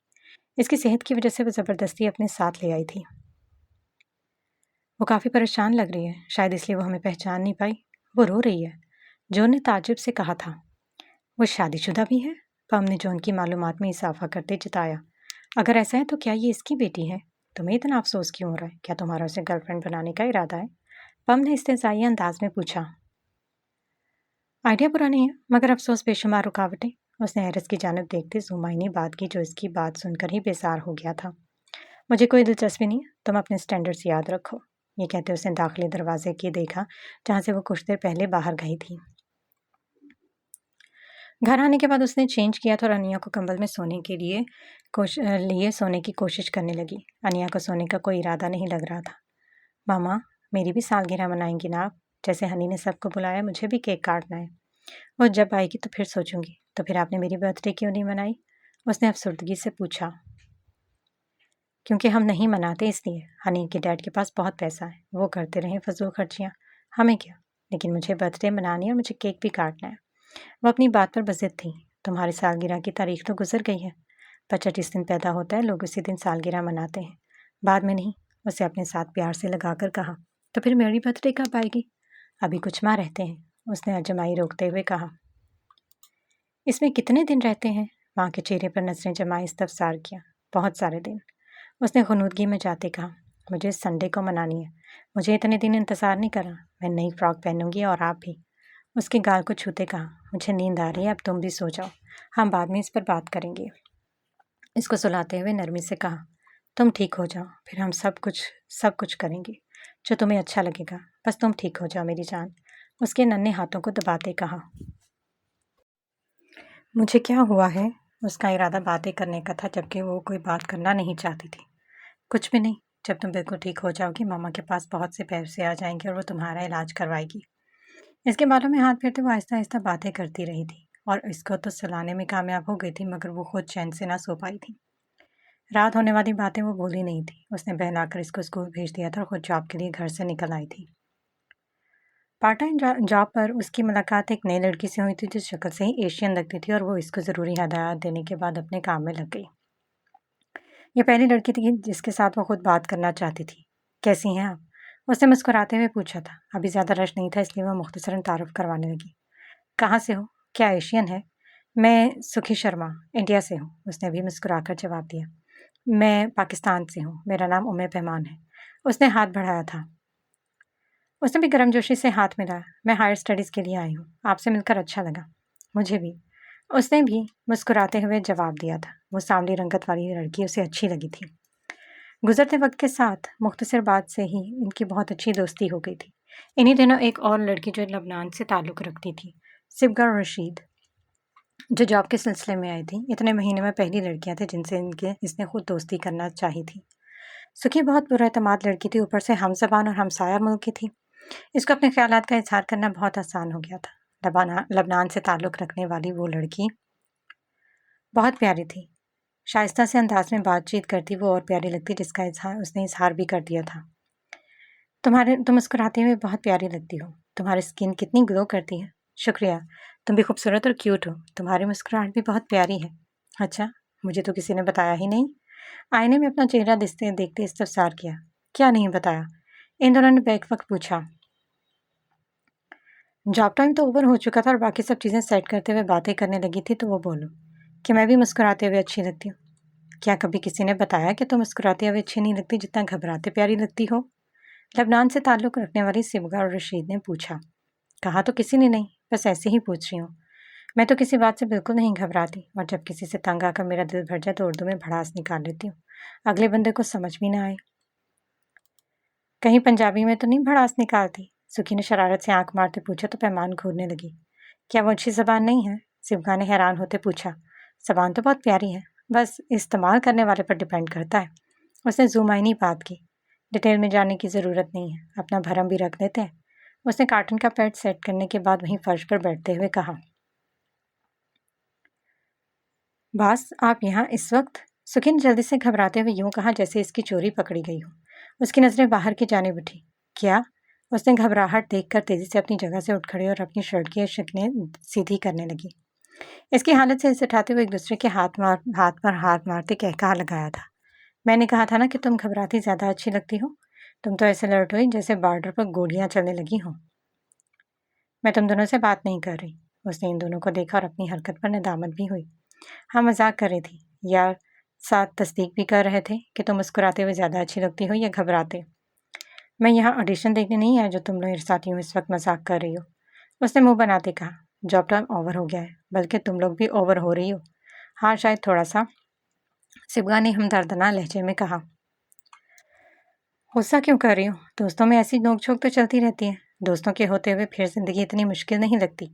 एक बात है, जैसा टफ टाइम तुमने देखा है, तुम्हारे अंदर की नौउम्र लड़की और इसका बचपना अब भी मौजूद है। उसने अपने बारे में मुख्तसर बताया था तो उसका हवाला देते कहा था। उन्होंने अपने-अपने ओवरकोट पहन लिए। मुझे सब इस बात पर डाँट भी पड़ती रहती है। बातें करते वो बाहर आ गई थी। मैंने खुद को बदलने की बहुत कोशिश की है मगर मैं फिर भी नाकाम रही हूँ। तुम्हें बहुत सी अच्छी आदतें हैं। इंसान एकदम से अपनी नेचर के खिलाफ नहीं जा सकता। बाज़-औक़ात समझदार होते हुए इंसान पत्थर भी हो जाता है। पत्थर दिल लोगों के दिलों में भी एहसास मुश्किल से जागता है। तुम्हारे जैसे नरम दिल और इतने हसास लोग भी हर जगह पर नहीं होते। पूरा एहसास रहो मगर बेवकूफ़ मत बनो। बस इनके दरमियान फ़र्क करना सीख जाओ, बाकी सब तो चलता रहता है। सुखी ने उसकी जानिब देखते कहा, क्या मतलब इन बातों का? उसने संजीदगी से इस्तफसार किया। वक्त मिला तो ज़रूर बताऊंगी, अभी हम लेट हो रहे हैं। इसको देखते कहा था जैसे वो बहुत कुछ कहना चाह रही थी मगर कह नहीं पा रही थी। इस वक्त बात करना सुखी को मुनासिब नहीं लगा था, इसलिए उसने बात ख़त्म की तो उसने इस बात में सर हिला दी और अपनी मंजिल की जानिब चल दी। इंटर के पेपर्स होने के बाद सफ्तर साहब ने पूछा कि आगे क्या करना है तो उसने आम से अंदाज में मना कर दिया कि वो आगे नहीं पढ़ना चाहती। इसका पढ़ाई में दिल नहीं लगता तो वो खामोश हो गए थे। लेकिन चंद दिन गुजरने के बाद उन्होंने उसको हदायत दी कि कुछ खास मेहमान आ रहे हैं तो तुम उसकी तैयारी कर लेना। वो समझ ना सकी कि वो किस सिलसिले में आ रहे हैं, लेकिन उसने फिर भी खास तैयारी कर ली थी। सफदर साहब ने अपनी बहन को भी बुला लिया था। ये उकत तो बाद में खुला। असल में वो लोग तो पैमान को देखने आ रहे थे। उसे समझ नहीं आ रहा था कि वो खुश हो या अफसुर्दा। वह सब खामोश थे। सफदर साहब के सख्त रवैये के सामने ना पहले कभी बोलने की हिम्मत हुई थी और ना अब। जिंदगी के मामलात में क्या उसके लिए अच्छा और क्या बुरा वो बेहतर सोच रखते हैं। ये बात उसके दिल की तसल्ली के लिए काफ़ी थी। उसने अपने दिल की सरजमीन पर कभी किसी के लिए भी कोई चाहत के फूल नहीं खिला था। वो सिर्फ पाकिस्तानी और इंडियन फिल्मों की दीवानी थी और बहुत से फिल्म इंडस्ट्रीज़ के हीरोज़ इसको पसंद थे। बाकी तमाम मामलात सफदर साहब ने फूफो से मिलकर तय कर लिए थे। अब्रोड से अब असवा आपी का फ़ोन आया था। वो तो काफ़ी खुश थी। लड़का तो उन्होंने भी नहीं देखा। जायदाद का तो उन्होंने नहीं बताया, बस दौलत की लंबी अंबार का बताती रहीं। पापा बता रहे थे कि लड़की की थोड़ी उम्र ज़्यादा है, लेकिन इतना तो चलता है, तुम ऐश करोगी और क्या चाहिए। इस तरह की बहुत से बातें और तारीफ़ी कलमात उन्होंने गोश गुजार दिए। उसने बस इतना कहा था कि इतनी जल्दी करने की क्या ज़रूरत है। पापा मेरे बाद तो अकेले हो जाएंगे, इसको नई फ़िक्र लाहक हुई। तुम्हारी फ़िक्र है इसीलिए तो जल्दी कर रहे हैं। इतने अमीर कबीर ख़ानदान के लोगों का रिश्ता रोज़ रोज़ कहाँ आते हैं। उसवा ने दिलजोई की और इसको हर तरह से समझाया। उन्होंने जहेज़ में कोई भी चीज़ लेने से साफ मना कर दिया। पापा का रवैया कुछ मशकूक सा लगा। उसने पूछा भी मगर वो टाल गई। एक बात तो समझ नहीं पा रही थी कि अचानक से पापा को इसकी इतनी फ़िक्र और परेशानी क्यों होने लगी। ऐसा क्या हो गया कि जिसने पापा को इतनी जल्दबाजी करने पर मजबूर कर दिया। फूफो का चेहरा मुरझाया खफा सा लग रहा था। उसके मन में कई सवालात थे जिनका वो जवाब चाहती थी मगर वो हर बार टाल देती कि इसके जाने का सोच कर ही वो परेशान हो रही हैं। उसने भी गहराई में जाने की कोशिश नहीं की। शादी की तैयारियों में लग गई। शादी का फंक्शन उसकी ज़िंदगी के खूबसूरत दिनों में से एक था। सो एंजॉय करना चाहती थी। सब लड़कियों की तरह पापा का घर छोड़कर जाने की वजह से अफसुर्दा भी थी। उसे एक नई ज़िंदगी गुजारने से पहले सिर्फ मुस्बत सोचों को खुद पर हावी और रखा और मनफी सोचों को अपने जहन में रहने की इजाज़त नहीं दे सकती थी। निदा और सादिया वो भी बहुत खुश और साथ में उदास भी थी। उन्होंने बहुत तंग किया था और होने वाले दूल्हे की तस्वीर देखने की जिद करने लगी। उसने बहुत बार कहा कि मैंने खुद नहीं देखा तो तुम लोगों को कैसे तस्वीर दिखाऊं। पापा की आदत का तो पता है और ऊपर से वो खफा और परेशान रहते हैं। ऐसा बोलकर अपनी शामत नहीं लाना चाहती। शादी पर देख लेना एक बार। न जाने क्यों उसको बहुत ज़्यादा शर्म आ रही थी। जो भी था उसके अंदर का मशरकीपन ऊदकर चेहरे पर फैल रहा था। उसे भी खुशकुन ख्वाब देखे थे बल्कि इन ख्वाब को देखने का एक मौका मिल गया था। उन्होंने उसे तंग करके अधमुआ कर दिया था। वो जब तक घर में रहती उसे खूब तंग करती और अपने दोस्तों और फुप्पों के साथ बाज़ारों के चक्कर लगाती। वक्त जैसे पर लगाकर उड़ने लगा था। शादी का मौका भी आ पहुंचा। दुल्हन के रूप में खजब ठा रही थी, ऐसा इसके दोस्तों और देखने वालों को कहना था। उसने भी इन बातों के इससे इख्तलाफ नहीं किया कि वो सच्ची तो कह रही थी। देखना दुल्हा भाई तो सुध-बुध खो बैठेंगे हमारे के उम्मे पैमान को देखकर। अपनी सारी दौलत इनके कदमों में ढेर ना कर दी तो कहना। सादिया ने अपनी नज़रों से इसका सदका उतारते कहा तो वह शर्माते हुए मुस्कुरा दी। लगता है बहुत ख़ास है, दुल्हा साहब जितनी राजदारी बढ़ती जा रही है, एक जानने वाले ने तुनक तंग करते कहा था। हाँ बिल्कुल, जैसे हमारी पैमान बहुत प्यारे दिल की मालिक और खूबसूरत लड़की है तो यकीनन वो भी होंगे, और अगर वो ना भी हुए तो कोई बात नहीं, उनकी सोहबत में हो जाएंगे, निदा ने इतराते हुए कहा था। हल्की हल्की गपशप हो रही थी तो बारात आने का शोर उठ गया। मेहमान तो अब बेसब्री से इंतजार कर रहे थे इनको वेलकम करने के लिए। वो सब बाहर की जानिब चल दिए। दूल्हे साहब को अलग से दूसरी जानिब मर्दों के पास बिठाया गया था और सब लड़कियां दोबारा से उनके पास आ गईं। बारात आने के बाद वहां मौजूद तमाम लड़कियां पहले की तरह उसे तंग नहीं कर रही थी और ना ही हंसी मजाक हो रहा था। आपस में हंसी मजाक की जगह चहमगइयों ने ले ली थी। इसको अजीब तो लगा, मगर दुल्हन होने के सबब वो पूछ ना पाई। निकाह के बाद इसको दुल्हे के बराबर में बिठा देना था। अपने दोस्तों के हमरा चलते हुए जब इसकी नज़र सामने स्टेज पर खड़े उस शख्स पर पड़ी तो कुछ ही लम्हों में इस शख्स को देखकर इसकी तमाम खुशफहमियां और ख्वाब हवा हो गए थे। वो कोई नौजवान लड़का बिल्कुल नहीं था, बल्कि पापा ने शायद अपनी हम उम्र या उससे भी ज्यादा के लड़के के नाम पर दुल्हा स्टेज पर बिठा रखा था। इसकी बड़ी बड़ी मूछें और दाढ़ी जो ब्लैक कलर से रंगी गई थी, ऊपर से मोटापा। सामने खड़े शख्स को देखकर एक लम्हे को दिल पिसच गया। उसे अब सबकी चहमगोइयां और हंसी को ब्रेक लगने की वजह समझ आ गई थी। लोगों की नज़रों और बातों से वो बखूबी वाकिफ थी। हूर के पहलों में लंगूर की मिसाल के मानद इनकी जोड़ी। यूं लग रहा था कि वो बाप बेटी हो, मगर वो मियाँ बीवी थे। लोगों को तो क्या, उसे और खुद भी ये बात तस्लीम नहीं करनी थी। जिसको मानने का दिल नहीं चाह रहा था, मगर दिल के चाहने से क्या होता है, हकीकत तो सामने थी। उसने बड़ी हिम्मत करके दोबारा दुल्हे की जानिब नजर उठाकर देखा जो उसे ही देख रहा था। उसकी आंखों में मौजूद सुर्ख डोरे इसके चेहरे को और भी सफाक से साहब बना रहे थे। वो तो उसके इंतजार में खड़ा था, गोया उसकी मोहब्बत की शादी हो, और वो भी पहली। चंद कदमों के फासले तय करते ही जैसे वो थक गई थी। बेजान होते कदमों और मुरझाए हुए दिल से संजीदा तासुरात लिए वो उसके बराबर में बैठ गई थी।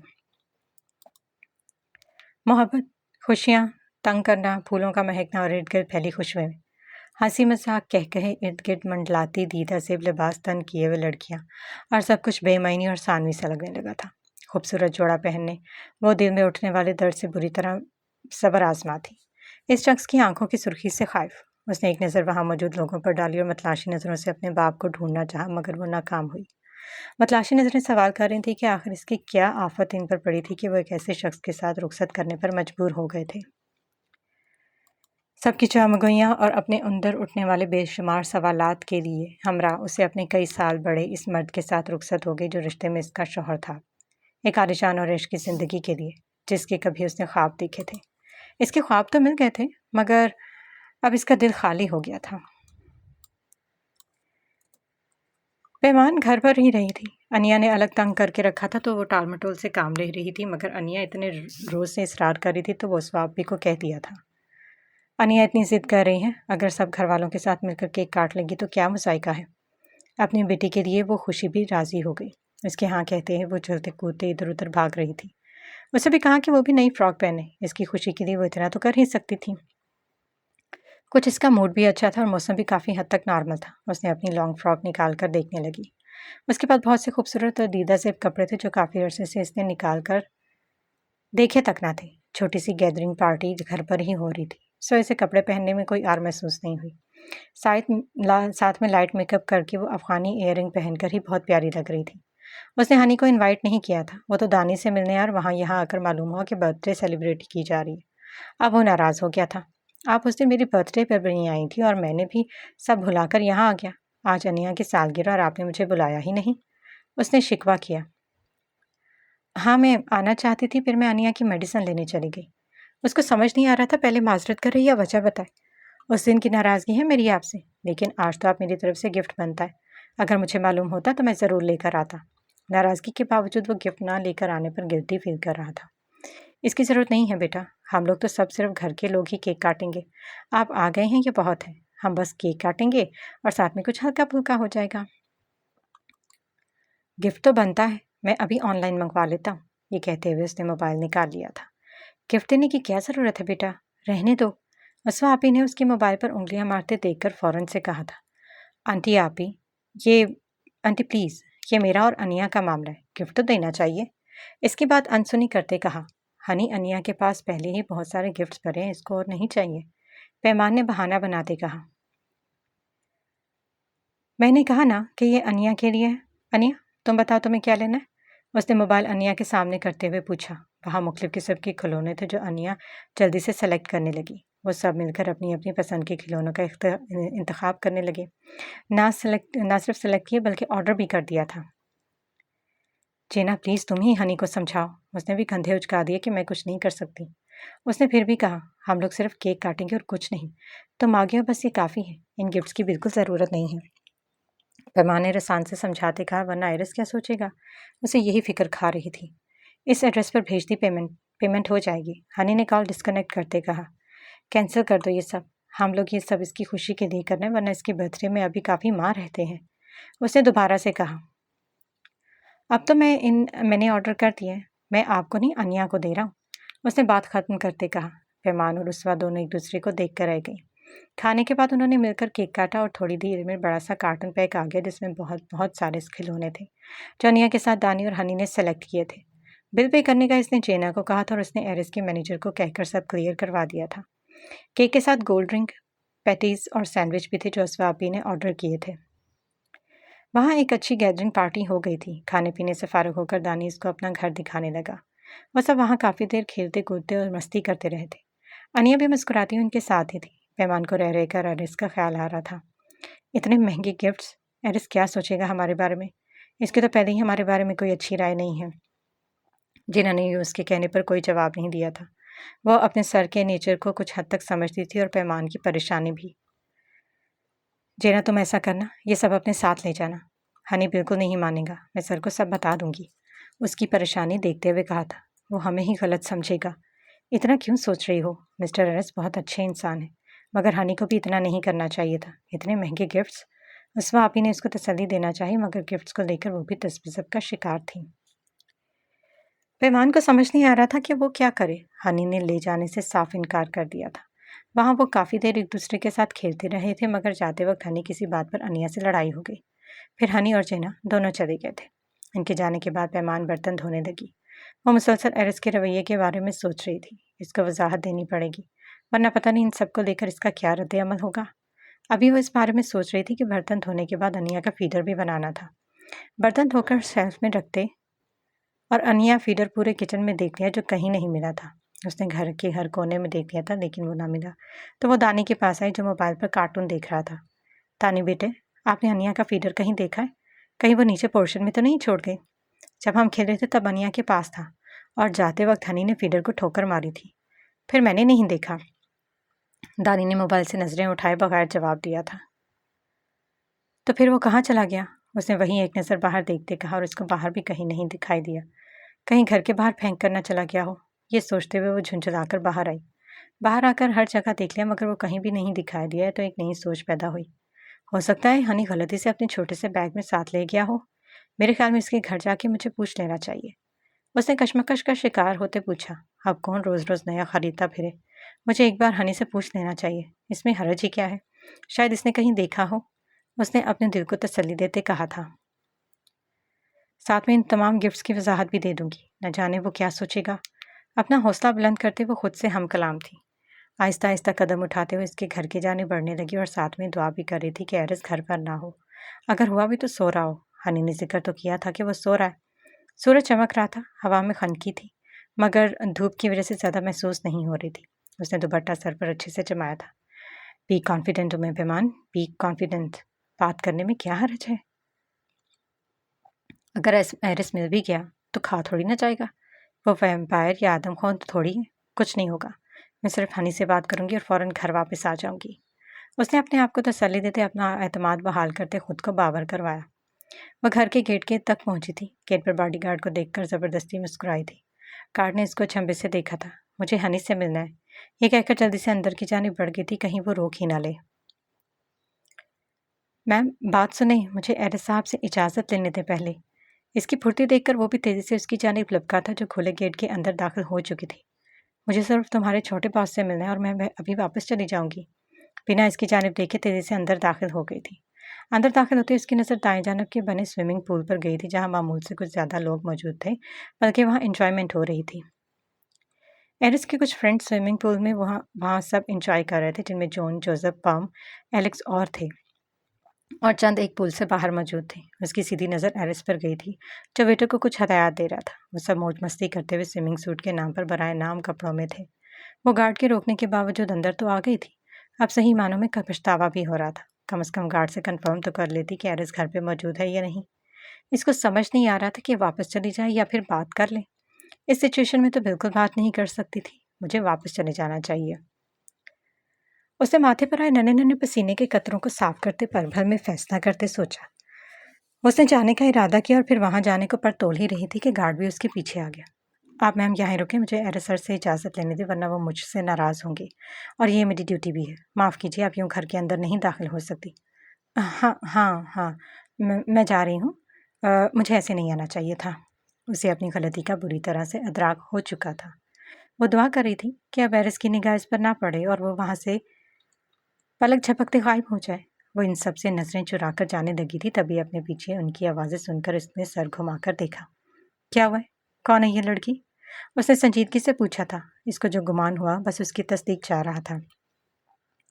पैमान ने अपने आप को कोसा था। वो अपना रुख दूसरी जानिब कर चुकी थी। उसकी आवाज़ सुनकर अपनी जगह पर थम गई। संजीदा और दो टोक अंदाज पजल कर रहा था। सर, ये वही मुसलमान लड़की जो पास में रहती है, मेरे रोकने के बावजूद अंदर घुस आई। उसने उसकी पुश्त को देखा जो मशरकी लिबास में नजर आ रही थी। उसकी पुश्त पर कमर तक आते काले घने और लंबे बाल दुपट्टा ओढ़ने के बावजूद नजर आ रहे थे। उसने चंद पर रुख मोड़े देखा और इसको यूं अंदर ज़बरदस्ती घुसाने पर गुस्सा तो बहुत आया। फिर भी वो कदरे तहम्मुल से बोला था, ठीक है तुम जाओ, मैं बात करता हूँ। वो तो जाने वाली थी जब एरिस की इस पर निगाह पड़ी थी। वो बिना वजह ही अपना दुपट्टा सर पर दोबारा से सेट करने लगी। उसके यूं कहने पर वो वहाँ से भाग जाना चाहती थी। उसने ऐसा ही करना चाहा था जब चंद पल को भूल गई कि वो वहाँ पर करने की आई थी। आप कहाँ जा रही हैं? यहाँ आने का मकसद बताएं। उसके बढ़ते कदम रुक गए थे उसकी आवाज़ पर। तो जाने के लिए इसको नहीं कहा गया था। इस बात की तस्दीक के लिए उसने मुड़कर देखा था। वो तो गार्ड को कह रहा था जो उसके पास से गुजर कर चला गया था। उसने धुआं होता चेहरा देखा था जो शर्मिंदगी से सुर्ख हो रहा था, जैसे उसने बहुत कुछ अनोखा देख लिया हो। इसके चेहरे को देखकर इसका शक मजीद बढ़ा था। जो कुछ हो रहा था वो सब उसके लिए कोई अनोखी बात बिल्कुल नहीं थी। एरिस, कम ऑन एंजॉय करो हमारे साथ। स्विमिंग करते इसको आवाज़ दी थी। और फिर जैसे ही जॉन की निगाह उम्मे पैमान पर गई तो उसने खुशगवार और हैरत के मिले जुले तासुरात देखते आवाज़ दी, ओह मुस्लिम गर्ल भी आई है। वो शौक हुआ था। ये यहाँ पर क्या कर रही है? जोसेफ ने नज़रों का ताक़ुब करते हुए पूछा था। पता नहीं, उसने कंधे उचकाकर कहा। इसने दोबारा से दुपट्टा सेट किया और वो जाने के लिए मुड़ने लगी थी कि जॉन की आवाज़ पर रुक गई। इनकी जानिब देखते देखते और इसकी ज़बान से इस्तग़फ़ार निकला था। एरिस खुद इनकी जानिब मुतवज्जो हो चुका था। वो इसकी आमद की वजह जानना चाहता था। वो तज़ब्ज़ुब का शिकार आगे बढ़ी थी। उसने देख लिया था बात किए बगैर जाना इनको मुनासिब नहीं लग रहा था। वो इसके करीब आई थी। ये भी शुक्र था कि वो फॉर्मल ड्रेस में था। आप यहाँ पर? उसने दुरुस्तगी से पूछा था, जो नज़रें झुकाए अपनी हाथों को मड़ोड़ रही थी। वो वो मैं हनी से मिलने आई थी और आपको वजाहत देनी थी। उसकी सख्त निगाहें खुद पर मरकूज़ देखकर उसने हिम्मत से काम लिया। कैसी वजाहत? वो वो आज हनी आया था हमारे घर। उसने काफ़ी सारे गिफ्ट्स दिए मेरी बेटी को। मैंने मना भी किया था, मगर वो मेरे मना करने के बावजूद ऑर्डर दे चुका था। हम ऐसे गिफ्ट्स अफोर्ड नहीं कर सकते। मैं एक आध के अलावा बाकी सब वापस कर दूंगी। उसने एक ही सांस में वजाहत देते बताया था। मुझे जना ने इस बारे में नहीं बताया। किन गिफ्ट्स की बात कर रही हैं आप? उसने एक तेज नज़र पहले अपने दोस्तों पर अपनी नासमझी से उसे देखते हुए पूछा। वो सुबह ही आया था। मेरी बेटी अनिया की बर्थडे सेलिब्रेट कर रहे थे, तभी उसने ऑनलाइन ऑर्डर किया था। वो सब शायद बताना भूल गई हो। ऐसे कैसे भूल गई? उसने दांत पीसते पूछा। मुझे क्या मालूम वो कैसे भूल गई। वो तो आप उससे पूछिएगा। जाहिर सी बात है, मैं ही पूछूंगा और आपको भी मेरे बेटे के साथ ज़्यादा फ्री होने की ज़रूरत नहीं। मैं तो फ्री नहीं होती। वो मेरी बेटी की तरह है, लेकिन वो मेरा बेटा है। उसको अपने साथ मिलाने की ज़रूरत नहीं है। मैंने कब कहा कि वो मेरा बेटा है? मैंने तो बस एक मिसाल दी है। अपनी मिसालें अपने पास रखें। अगर आपकी बात मुकम्मल हो गई है तो आप जा सकती हैं और आइंदा आने की यहाँ पर जहमत ना कीजिएगा। देखिए मिस्टर, मैं यहाँ किसी शौक से आपको ऑटोग्राफ या कुछ सैलरी देने नहीं आई। मुझे हनी से मिलना है और उससे कुछ पूछना है। उसे भी गुस्सा आ गया। आप हनी से नहीं मिल सकती, वो रहा गेट, अब जा सकती हैं। बिना किसी लिहाज के दुरुस्ती से कहा गया। इसकी इस साफ गोई से उसका हैरत से मुंह खुले का खुला रह गया। कैसे इसकी इंसल्ट कर रहा था। मैं यहाँ रुकने के लिए नहीं आई। हनी बच्चा है और अगर वो हमारे घर खेलने आ गया तो इस पर आपको क्यों बरहम हो रहे हैं? आप अगर अमीर हैं तो आपके हक नहीं पहुँचता कि अपने बेटे की आड़ में मेरी बेइज्जती करें। अगर आइंदा से आपने मेरे बेटे से ताल्लुकात बढ़ाने की कोशिश की तो अच्छा नहीं होगा। हनी खुद ही आया था, बच्चे इस खेल भी रहे थे और अनिया का फीडर नहीं मिल रहा। मैं बस उससे पूछना चाहती हूँ और फिर चली जाऊंगी। आप बात को कहाँ से कहाँ लेकर जा रहे हैं? इससे कैसे मालूम होगा तुम्हारी बेटी का फीडर? उसने तासुब से घूरते पूछा। शायद आप कहना चाह रही हैं कि वो उठाकर लाया। आप गलत समझ रहे हैं। वो साथ में खेल रहे थे, शायद इसने देखा हो। तो आपको बहाना मिल गया यहाँ पर आने का। आप मेरे बेटे की मासूमियत का फ़ायदा उठा सकती हैं, मगर मुझे अनजान मत समझना। मुझे आपसे मिलने और ना यहाँ आने का कोई शौक़ नहीं है। मैंने कुछ दिन पहले ही ख़रीदा है, इसलिए मैं ये पूछना चाह रही हूँ। आपकी तरह बेबहा दौलत नहीं है मेरे पास। हलाल की कमाई से ख़रीदा था। बेहतर यही है कि एक बार मुझे इनसे पूछ लेने दे, मैं चली जाऊँगी। उसने कमर पर हाथ रखे दो टोक अंदाज में कहा। इस तौहीन से इसकी आंखें सुर्ख हो रही थी। हनी यहाँ नहीं आएगा। आप जाती हो या मुझे? उसने गेट की जानिब देखते बात अधूरी छोड़ दी। अपने फ्रेंड्स की ज़ूमनी नज़रें और इस लड़की की अकड़ देखते उसका लहजा मज़ीद सख्त हो गया था। मैं सिर्फ बात करना चाहती हूँ। हो सकता है वो गलती से ले आया हो। इसे तो तहम्मुल का मुजाहिरा करते कहा था, वरना इतनी तौहीन के बाद इसको चले जाना चाहिए था। मगर वो भी भिड्डों की तरह अपनी बात कहे जा रही थी। तो आप इस पर इल्ज़ाम लगा रही हैं? वो इस्तेज़ाइया अंदाज में पूछ रहा था। आप गलत समझ रहे हैं, मैं सिर्फ एक बार पूछना चाहती हूँ। उसकी सख्त निगाहों को मरकूज देखकर मजीद कहा। दिल तो इसको खरी खरी सुनाने को चाह रहा था, मगर मजबूरी आड़े आ रही थी। वो क्या बातें कर रहे हैं? जॉन ने तजस्सुस से पूछा। वो सख्त सुना रहा होगा, मुझे तो यही लग रहा है। ये कहते एलेक्स स्विमिंग पूल से वहाँ बाहर आया और रोलिंग चेयर पर लेट गया। इसको तो मैंने आवाज़ दी थी और ये एरिस इससे क्या बातें करने खड़ा हो गया। आज तो मशरकी लिबास में है और प्यारी भी लग रही है। She is cute and beautiful girl. उसने बगौर मुआयना करते हुए तारीफ़ की। तुम इसमें कुछ ज़्यादा इंटरेस्ट नहीं ले रहे जॉन? ये हमारी क्लास और माहौल के बिल्कुल मुताबिकत नहीं रखती। पम ने जॉन को वॉर्न किया। कुछ तो है जो वो सबको अपनी जानब अट्रैक्ट कर रही है। तो क्या तुम्हारा इसको गर्लफ्रेंड बनाने का इरादा है, वो भी एक शादीशुदा लड़की को? पम ने इसकी जहनी हालत पर शुबा करते पूछा था। आइडिया तो अच्छा है, उसने शरारत से आंखें बंद करते कहा और साथ में पैमान को आवाज़ दी। Muslim girl come on please, कहते हुए उसने दोबारा इशारा किया। वो तो तसब्बुब का शिकार हो गई थी। वो फ़ौरन वहाँ से चले जाना चाहती थी। एरिस ने इसकी बहुत इंसल्ट की थी और इसका वहाँ खड़े होना बनता नहीं था, लेकिन जॉन की आवाज़ पर वो मरे मरे कदमों से नज़रें झुलाकर एलेक्स के पास से गुजर रही थी और एरिस को इसके गुस्से से गौर से देखता रह गया। वह नज़रें झुकाए मुसलसल इस्तग़फ़ार पढ़ रही थी। वो नहीं जानती थी कि वो सही कर रही है या गलत, मगर जॉन की आवाज़ पर बिना रद्द-ए-अमल देना जाना भी अच्छा नहीं लग रहा था। वह सब इसकी जानिब मुतवज्जो हो चुके थे। जॉन पुल में इसकी साइड पर कोहनियाँ टिकाकर इसका बगौर मुआयना करने लगा। वह इन सबको देखने से गुरेज कर रही थी और कन्फ्यूजन में दुपट्टे को बार बार सर पर सेट कर रही थी। इसका गला खुश्क हो रहा था और इन्हें देखना और भी मुश्किल। आप यहाँ पर? सब खैरियत है ना? उसने दोस्ताना अंदाज में पूछा था। जी, मुझे मुझे हनी से बात करनी थी। उसने पुल साइड पर खड़े कहा था। यूँ लग रहा था जैसे वो अभी भाग जाएगी। अच्छा, उसने गर्दन ऊपर करते हैरानगी से कहा। अगर आप बुरा ना मनाएं तो बैठकर बात सुन सकती हैं। इस तरह मेरी गर्दन में फ्रैक्चर आ जाएगा। क्यों इतना ऊंचा सर करके देखने पर? उसने एरिस को देखा, जो सख्त तबीन नज़रों से उन्हें देख रहा था। अंदाज ऐसा कह रहा था जैसे बाज आ जाओ। मुझसे क्या बात करनी है, और अगर करनी भी है तो बाद में कर लीजिएगा। प्लीज़ बैठे तो सही। मुझे लगा था कि तुम बहुत बहादुर हो, मगर तुम तो बहुत लूज़र लग रही हो इस वक्त। उसने ताज्जुब से कहा। तो वो जल्दी से बोली, ऐसी बात नहीं है, मुझे कुछ काम है। वैसे आप स्विमिंग करना पसंद करेंगी? उसने ऑफ़र की। उसने देखा कि इसके होंठ मुसलसल हिल रहे, यकीनन वो कुछ बड़बड़ा रही थी। वह मज़ीद दिलचस्पी से देखने लगा। नहीं, हम यूँ सरेआम कभी नहीं। उसने बात अधूरी छोड़ते हुए कहा था। ख्वामख्वाह में फ्री हो रहा है ये। वो नज़र नहीं उठा रही थी। बिल्कुल लूज़र, स्टूपिड है और बहुत अजीब भी है। पर हमने रूठेपन से देखते हुए सोचा, ये जॉन इस पर इतना मेहरबान क्यों हो रहा है, जबकि ये इसकी क्लास की बिल्कुल नहीं। एरिस ने वेटर के ड्रिंक लेते सोचा था। Okay, as you wish. वैसे अगर आप हमारी कंपनी में आ जाएं तो बहुत इंजॉय करेंगी। उसने दोबारा ऑफ़र की। नहीं शुक्रिया, मुझे चलना चाहिए। जिस काम के लिए आई थी वो तो हुआ ही नहीं।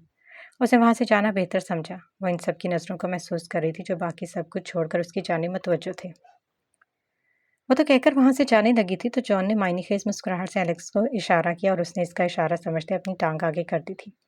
और जैसे वो उजलत में देख भी ना सकी और इसकी टांग से उलझते अपना बैलेंस बरकरार न रख पाई।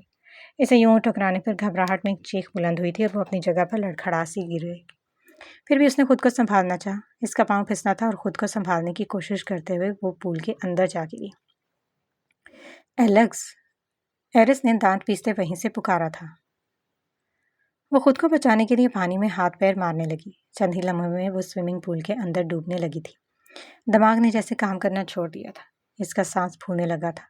हड़बड़ाहट में वो इधर उधर हाथ मारते हुए बाहर निकलने की नाकाम कोशिश करने लगी। सांस की तेज रफ्तार से पानी में बुलबुले बनने लगे थे और उसे लगा कि इसकी सांस बंद हो रही है और दिमाग ने भी जैसे काम करना बंद कर दिया था। यूं अचानक से गिरने का इतना खौफ था, इसे कुछ भी सुझाई नहीं दे रहा था कि उसे क्या करना चाहिए और क्या नहीं। पूल में मौजूद पम और एलेक्स को मदद के लिए पुकारना चाहती थी, मगर ऐसा लग रहा था कि वो बेबसी की इंतहा पर है और कोई उसे बचाना नहीं चाहता। एलेक्स, ये क्या बदतमीजी है, इसे तैरना नहीं आता होगा, तुमने इसको गिरा दिया। एरिस गुस्से से कहते हुए भागते हुए पूल तक आया था। डोंट वरी एरिस, मुझे तो आता है, मैं तैरना सिखा देता हूँ, बल्कि निकाल कर भी लाता हूँ। इससे पहले कि एरिस पूल में कूदता, जॉन ने न सिर्फ कहा बल्कि माहिर तैराकी की तरह अंदर की जानिब जिस्त लगा दी। वो जो पानी के अंदर हाथ पांव मारते हुए बाहर निकलने की नाकाम कोशिश कर रही थी, उसने जॉन और पम को अपनी जानिब आते देखा। इसके बाल बिखर कर पानी में तैरने लगे थे। वो पानी में फड़फड़ा कर रह गई थी। उसे लगा जैसे किसी भी लम्हे इसका अब सांस बंद हो जाएगा। इस लम्हे खुद से ज्यादा अन्य का ख्याल उठ कर आया था। जॉन तैरते हुए तेजी से इसके करीब आया और उसके बाजू में लिए तैरते हुए बाहर तक ले आया। इसको सहारा देकर पूल की सीढ़ियों तक लाया। जैसे इसको बाहर बिठाया तो वो फर्श पर कोहनियों के बल बैठकर लंबे लंबे सांस लेने लगी। इसका सांस अभी भी उखड़ा हुआ था और बुरी तरह खांसने लगी थी।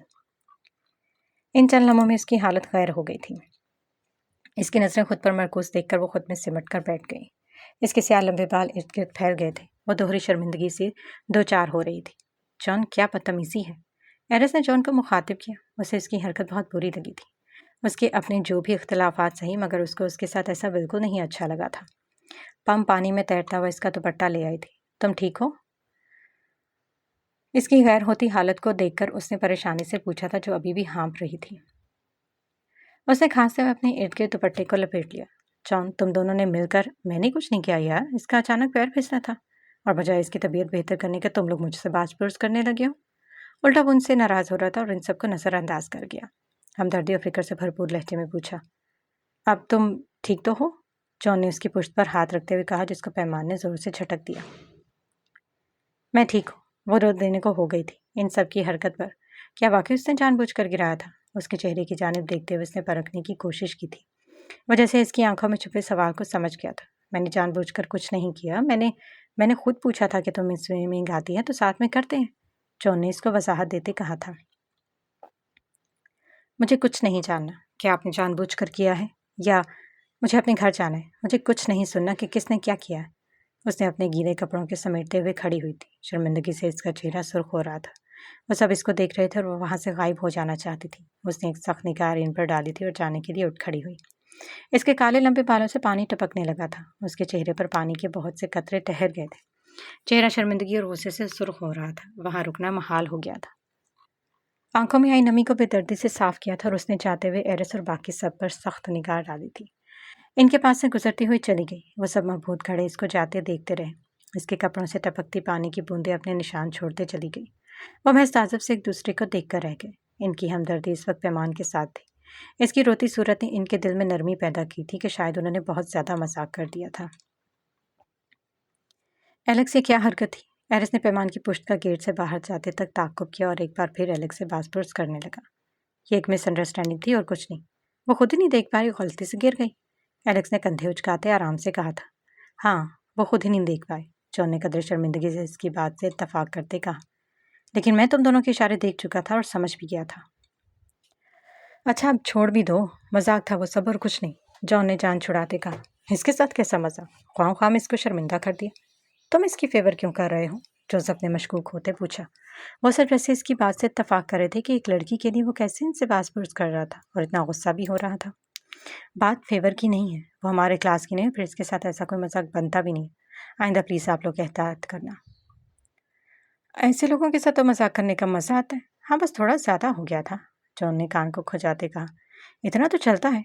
ठीक कह रहा है एरिस। जॉन, तुम कुछ ज्यादा ही इंटरेस्ट दे रहे हो इस लड़की में। अपने मिजाज की लड़की ढूंढो। पम ने वॉर्न करते हुए लहजे में कहा। इसमें गलत क्या है? मुझे कुछ नया करना, तो जस्ट एंजॉयमेंट। उसने दोबारा तैराकी की लगाते हुए कहा था। जॉन, ये मुसलमान लड़कियाँ और मुसलमान लड़कियाँ थोड़ी कंजर्वेटिव होती हैं। वो खुद को छुपा कर रखती हैं और कुछ तो अपना चेहरा भी नहीं दिखाती। तुम एक ऐसी ही लड़की को तंग कर रहे हो। जोसेफ ने ड्रिंक लेते कहा और उसकी नज़र इसके कैचर पर पड़ी जो पानी में तैर रहा था। इसके यूं कहने पर एरिस भी नजरें गाड़े इसको देखने लगा। इसका स्विमिंग करने का मूड ऑफ हो चुका था तो मुरव्वतन वहीं इनके पास वक्त गुजारे के लिए बैठ गया था। इनके पास तो बैठ गया था लेकिन जहन अभी भी इस छोटे से हादसे में उलझा हुआ था जिसको वो फरामोश कर देना चाहता था। वो इस घर से वापस तो आ गई थी मगर बेहद शर्मिंदगी से दो चार थी। आते जाते लोगों ने तासुब से देखा था और आगे बढ़ते चले गए। खुद पर जब्त करते हुए अपने अंदर उठने वाली एहसास कमतरी से निकलने वाले आंसू को बेदर्दी से साफ करते हुए घर में दाखिल हुई। नीचे पोर्शन में सबसे नजरें चुराते ऊपर अपने कमरे में जाते वॉशरूम का दरवाज़ा बंद कर लिया था। एरिस की तंबी निगाहें और जॉन की मायने खेज मुस्कुराहट का ख्याल आते गुस्से और शर्मिंदगी से बेहाल हो गया था। जॉन को इसको बचाना और उसको छूना जैसे कर्म में मुब्तला कर रहा था। गीजर ऑन किए बगैर वो शावर के नीचे जा खड़ी और ठंडा पानी उसे भिगो रहा था। आंसू अपनी कमाईगी पर बहे जा रहे थे और वह सब कुछ फरामोश करके खड़ी थी और इसके जहन में इन सब की नजरें और बातें गर्दिश कर रही थी। वो कितनी देर वहां खड़ी रही। सहन इतना माफ हो चुका था और सर्द पानी इसके कपड़ों को भिगोते हुए साथ चिपका गया था। वो मुंह पर हाथ रखे जैसे इन आंसू को और अंदर अंदर पी जाना चाहती थी। उसको अपनी बेइज्जती और उनकी हरकत दोहरी अजियत का शिकार कर रही थी। बहुत देर तक वो खुद से लड़ती रही थी और फिर बड़ी मुश्किल से खुद को संभाला। उसने खुद को बावर करवाया था कि उनकी वजह से क्यों खुद को अजियत दे रही है और आइंदा कभी उनसे बात नहीं करेगी। खुद को समझाया था और कपड़े चेंज करने के बाद बाहर आ गई थी। घर के काम निपटाते हुए जहनी उलझन का शिकार था। उसने खुद को मसरूफ रखने और इस हादसे को जहन से निकालने के लिए सारे काम अधूरे काम आज ही खत्म करने की ठान ली थी और फिर ज़रूरत से ज़्यादा काम भी कर लिया था। इसका नतीजा ये निकला कि शाम तक बुखार ने उसे अपनी गिरफ्त में ले लिया था और वह तेज़ बुखार में मुब्तला हो गई। ये वाक़या एक तरफ और बुखार की शिद्दत एक तरफ, जिसने बहुत जल्द इसके होश-ओ-हवास जैसे गुम कर दिए थे। उस वाक़ई ही इसको डॉक्टर के पास ले गई थी। चेकअप करवाया था। डॉक्टर का कहना था कि सर्दी और थकावट की वजह से तबीयत ज़्यादा ख़राब हुई है और उन्होंने डाइट का ख्याल रखने और रेस्ट करने का कहा था। मेडिसिन का असर थोड़ी देर रहता और फिर दोबारा से बुखार अपनी लपेट में ले लेता। इसके ज़हन में एक ही बार गर्दिश कर रही थी और वो जो कुछ हुआ था इसको फरामोश करना मुश्किल हो गया था और सब न जाने क्यों ज़हन से चिपक गया था। इसको रेस्ट की ज़रूरत है तो इस तमाम अरसे में उसमें आप ही अनिया इसका ख्याल कर रही थी। उसने पैमान के बॉस को इन्फॉर्म कर दिया था। 2 से 3 दिन के बाद बुखार कम हुआ था मगर न कहा तो कमज़ोरी गालिब आ गई थी। महज 2-3 दिन में ही इसका चेहरा मुरझा गया था। सर्दी और कमज़ोरी साफ आया थी। वह जॉब पर जाना चाहती थी लेकिन जा नहीं पाई थी। मुख्तलिफ सोचों, टेंशन जिनका अभी कोई जवाब नहीं बनता था मगर वो अपने नातवा कंधों पर बिला वजह के जवाब दिए खुद को थका रही थी। कल से काम पर जाने का उसने इरादा कर लिया था। मज़ीद अगर घर पर रही और इस जॉब से भी हाथ धोना पड़े तो इस तरह परेशानियों में मुब्तला रहेगी। शाम में शिवा और सुखी आती दिखाई दी। पहले तो यकीन ही नहीं आ रहा था कि वो उनसे मिलने उसके घर आई है। वो खुशगवार हैरत से इनसे मिली। दानी ऊपर तक इन्हें छोड़ने आया था, बाकी इनकी फैमिली नीचे ही थी। मुझे यकीन नहीं आ रहा कि तुम लोग मुझे मिलने आए हो मेरे घर पर, और मेरा घर कैसे ढूंढ लिया। इसे गले मिलते ही उसने कई सवाल कर डाले थे। उन्हें बैठने का कहा। 3 दिन से तुम जॉब पर नहीं आ रही और तुम्हारा नंबर भी बंद था। मैनेजर साहब से मालूम हुआ कि मैडम को बुखार है, सो तुम्हारी खैरियत पूछने आ गई। सुखी ने घर का जायज़ा लेते बताया। हाँ यार, फ़ोन चार्जिंग पर नहीं था और तबीयत भी बहुत ख़राब थी। उस वापी ने ही कॉल करके बताया होगा वरना मुझे कहाँ कुछ होश था। उसको फिर से सब कुछ शुटमुट से याद आ गया जिसको भूलने की कोशिश में वो हलकान हो रही थी और वह सब जैसे जहन में पेवस्त होकर रह गया था। अपनी सेहत का ख्याल रखा करो, बहुत कमज़ोर लग रही हो। ऐसा लग रहा है गोया कई हफ्तों से बीमार रही हो। शिवा ने फ्रूट पैकेट और फूल पकड़ाते कहा था। इन सब की क्या ज़रूरत है? उसने चंबे से देखते मुस्कुराकर इखलाकन कहा। हम तुम्हारे घर में पहली बार आई हैं और ऊपर से तुम बीमार रही हो, इतना तो बनता है। उसने अनिया को उठाते कहा जो पास में ही खेल रही थी। तुम्हारी बेटी बहुत प्यारी है, तुम पर गई है। पैमाने ने कुछ नहीं कहा और ना इसकी राय से इख्तलाफ किया। तुम लोगों को देखकर इतनी खुशी हुई कि खाने पीने का पूछना भूल ही गई। उसने अपनी कमकली पर अफसोस करते कहा। अब मैं तुम दोनों को अपने हाथ से चाय बनाकर पिलाती हूँ। ज़रूर पिलाना, मगर पहले खुद तो ठीक हो जाओ, फिर ये सब होता रहेगा। मैं अपने हाथ से बनाकर टेस्ट करवाती हूँ। सुखी ने कहते हुए शिवका की गोद से अनिया को नरमी से पकड़ा था जो मासूमियत से इनको देख रही थी। ये भी तुम्हारी तरह बहुत मासूम और प्रिटी है। उसकी स्याह चमकदार आंखों में झांकते सुखी ने मुस्कुराते हुए कहा। हाँ शायद, लेकिन इसका नसीब मेरे जैसा ना हो। वो कहे बगैर न रह सकी और एक साइड पर लगी अपने शोहर की तस्वीर को देखा था। इसके लहजे में दुख और मलाल घुल गया। उसकी नज़रों के ताक़ुब में उन्होंने दीवार पर लगी तस्वीर को देखा तो अनिया ने फ़ौरन कहा, पापा।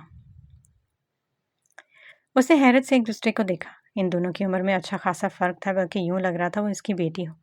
इन दोनों ने हैरानगी से एक दूसरे की जानिब देखा। बेख्तियार इन्हें पैमान पर बहुत ज़्यादा प्यार और हमदर्दी हुई थी। उसके बाप ने क्या सोचकर इतनी बड़ी उम्र के बारूब और अजीब-सी वहशत रखने वाले शख्स के साथ शादी की? बैक वक़्त इनके ज़हन में ये ख़्याल आया था, क्या ये तुम्हारे हस्बैंड हैं? सुखी को ही पूछना पड़ा तो उसने इस बात में सर हिला दिया और माज़ी की कुछ तल्ख़ यादें फिर से उठ कर आई थी, जिसने इसके चेहरे के तासुरात सख्त कर दिए थे। वहाँ कुछ देर पहले वाला माहौल एकदम बोझिल-सा हो गया था। अगर तुम्हें बुरा ना लगे तो क्या मैं अपने हाथों से तुम लोगों को चाय बनाकर पिलाऊँ? और किचन में तुम लोग मेरे साथ आओगी। सुखी को ही वो फुसू तोड़ना पड़ा, जिसके असर से वहाँ घुटन सी महसूस होने लगी थी। हाँ, हाँ, क्यों नहीं? अपने माज़ी से हाल में लौटते हुए फ़ौरन कहा, जिसमें वो खातिर-ख्वाह कामयाब नहीं हो पाई थी। ये तो बहुत अच्छी बात है। सिबुआ ने हौली से मुस्कुराते कहा, क्या मुझे चाय बनाना सिखाओगी? तुम लोग कैसी चाय पीते हो? आ जाओ फिर किचन में। पैमान ने फ़ौरन कहा। वो अपने तासुरात छुपाने चाहे थे। इसके कहने पर वो भी किचन में उसके साथ आ गई थी। जदीद सहूलियात से आरास्ता ओपन किचन में वो चाय के साथ उन्होंने पकौड़े भी बनाए थे।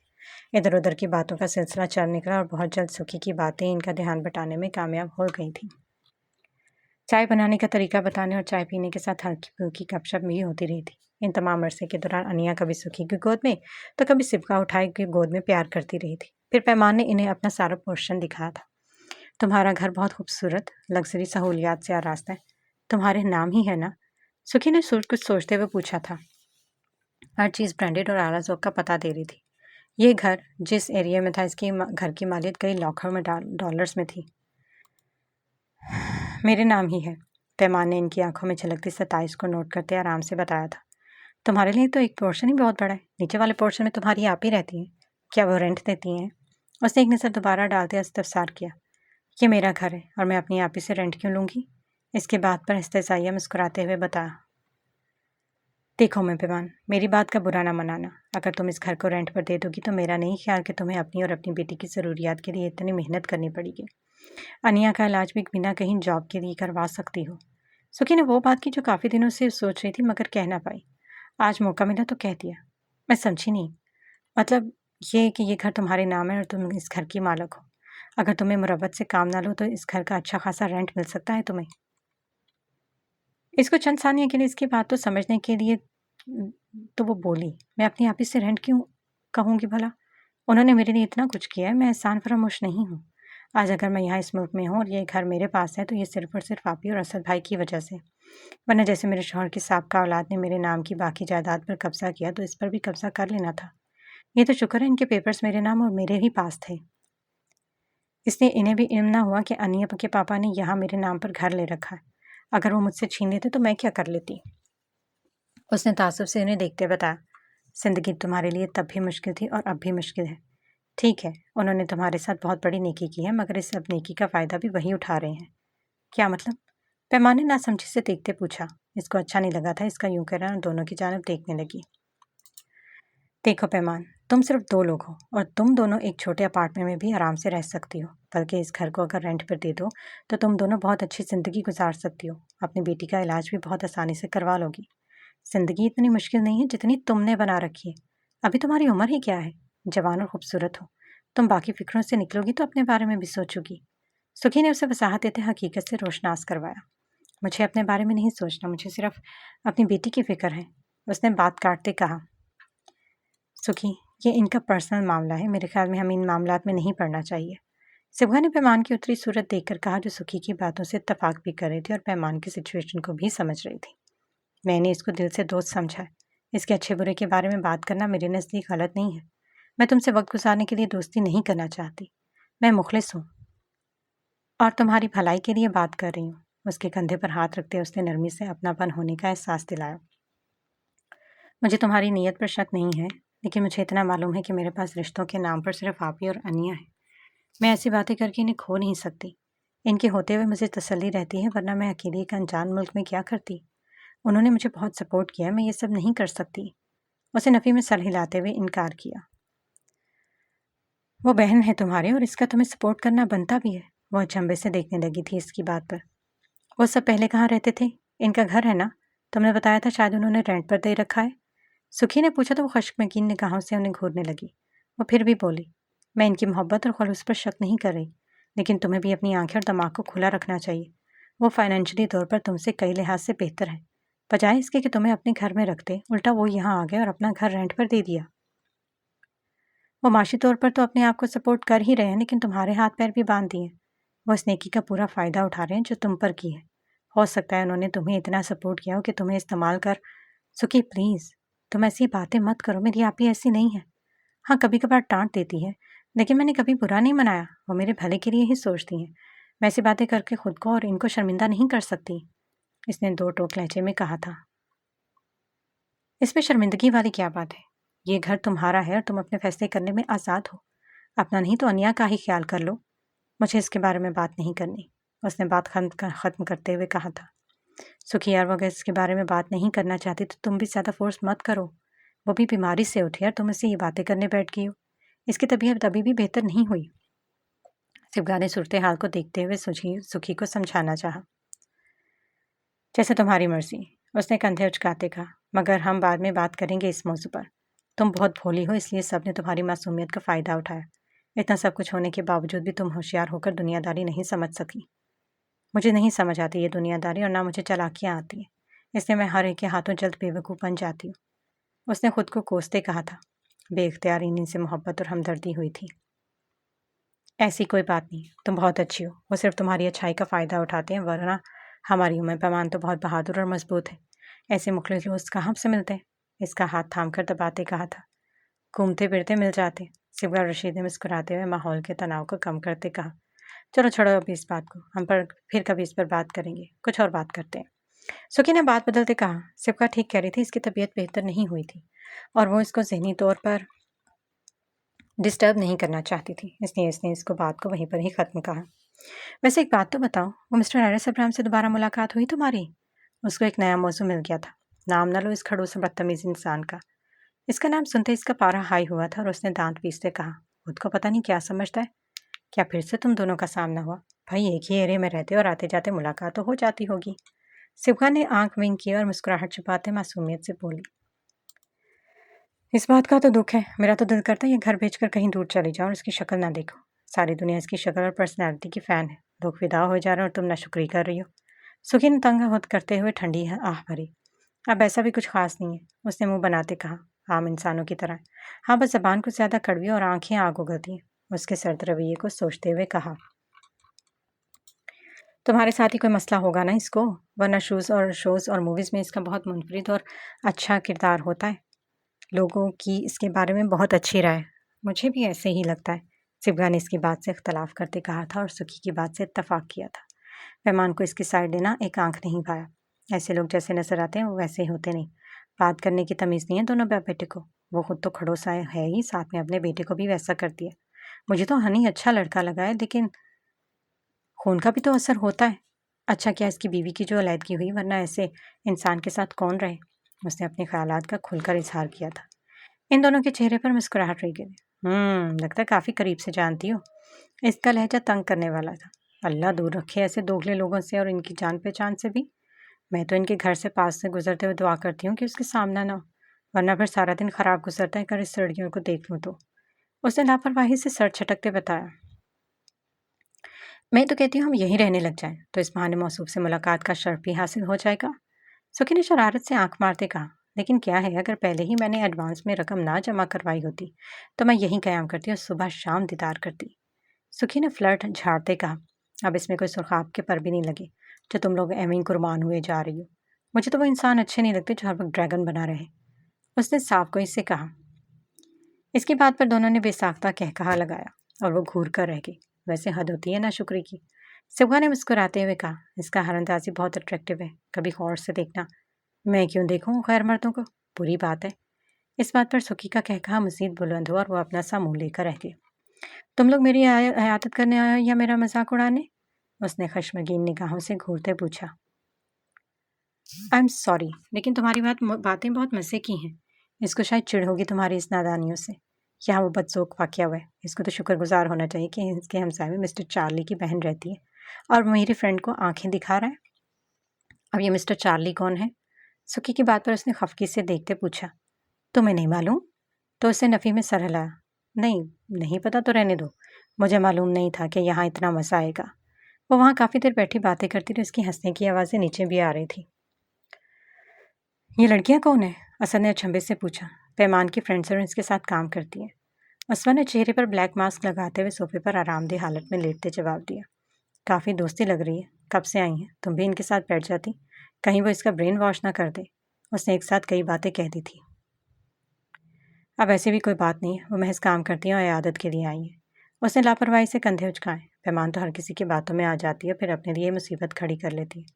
जानती तो इसकी आदत को। अभी वो यहाँ पर नहीं है और उसे किसी से भी दोस्ती करने की ज़रूरत नहीं है। असद ने मौन करते जताया। ऐसी कोई बात नहीं है। एक तो इंडिया से है, दूसरी लबनान से।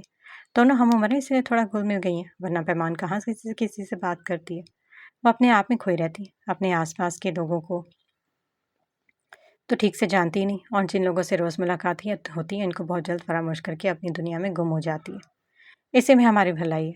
असद ने अब काम करते सोचा पर कहा नहीं। खामोशी से अपना काम करने लगा।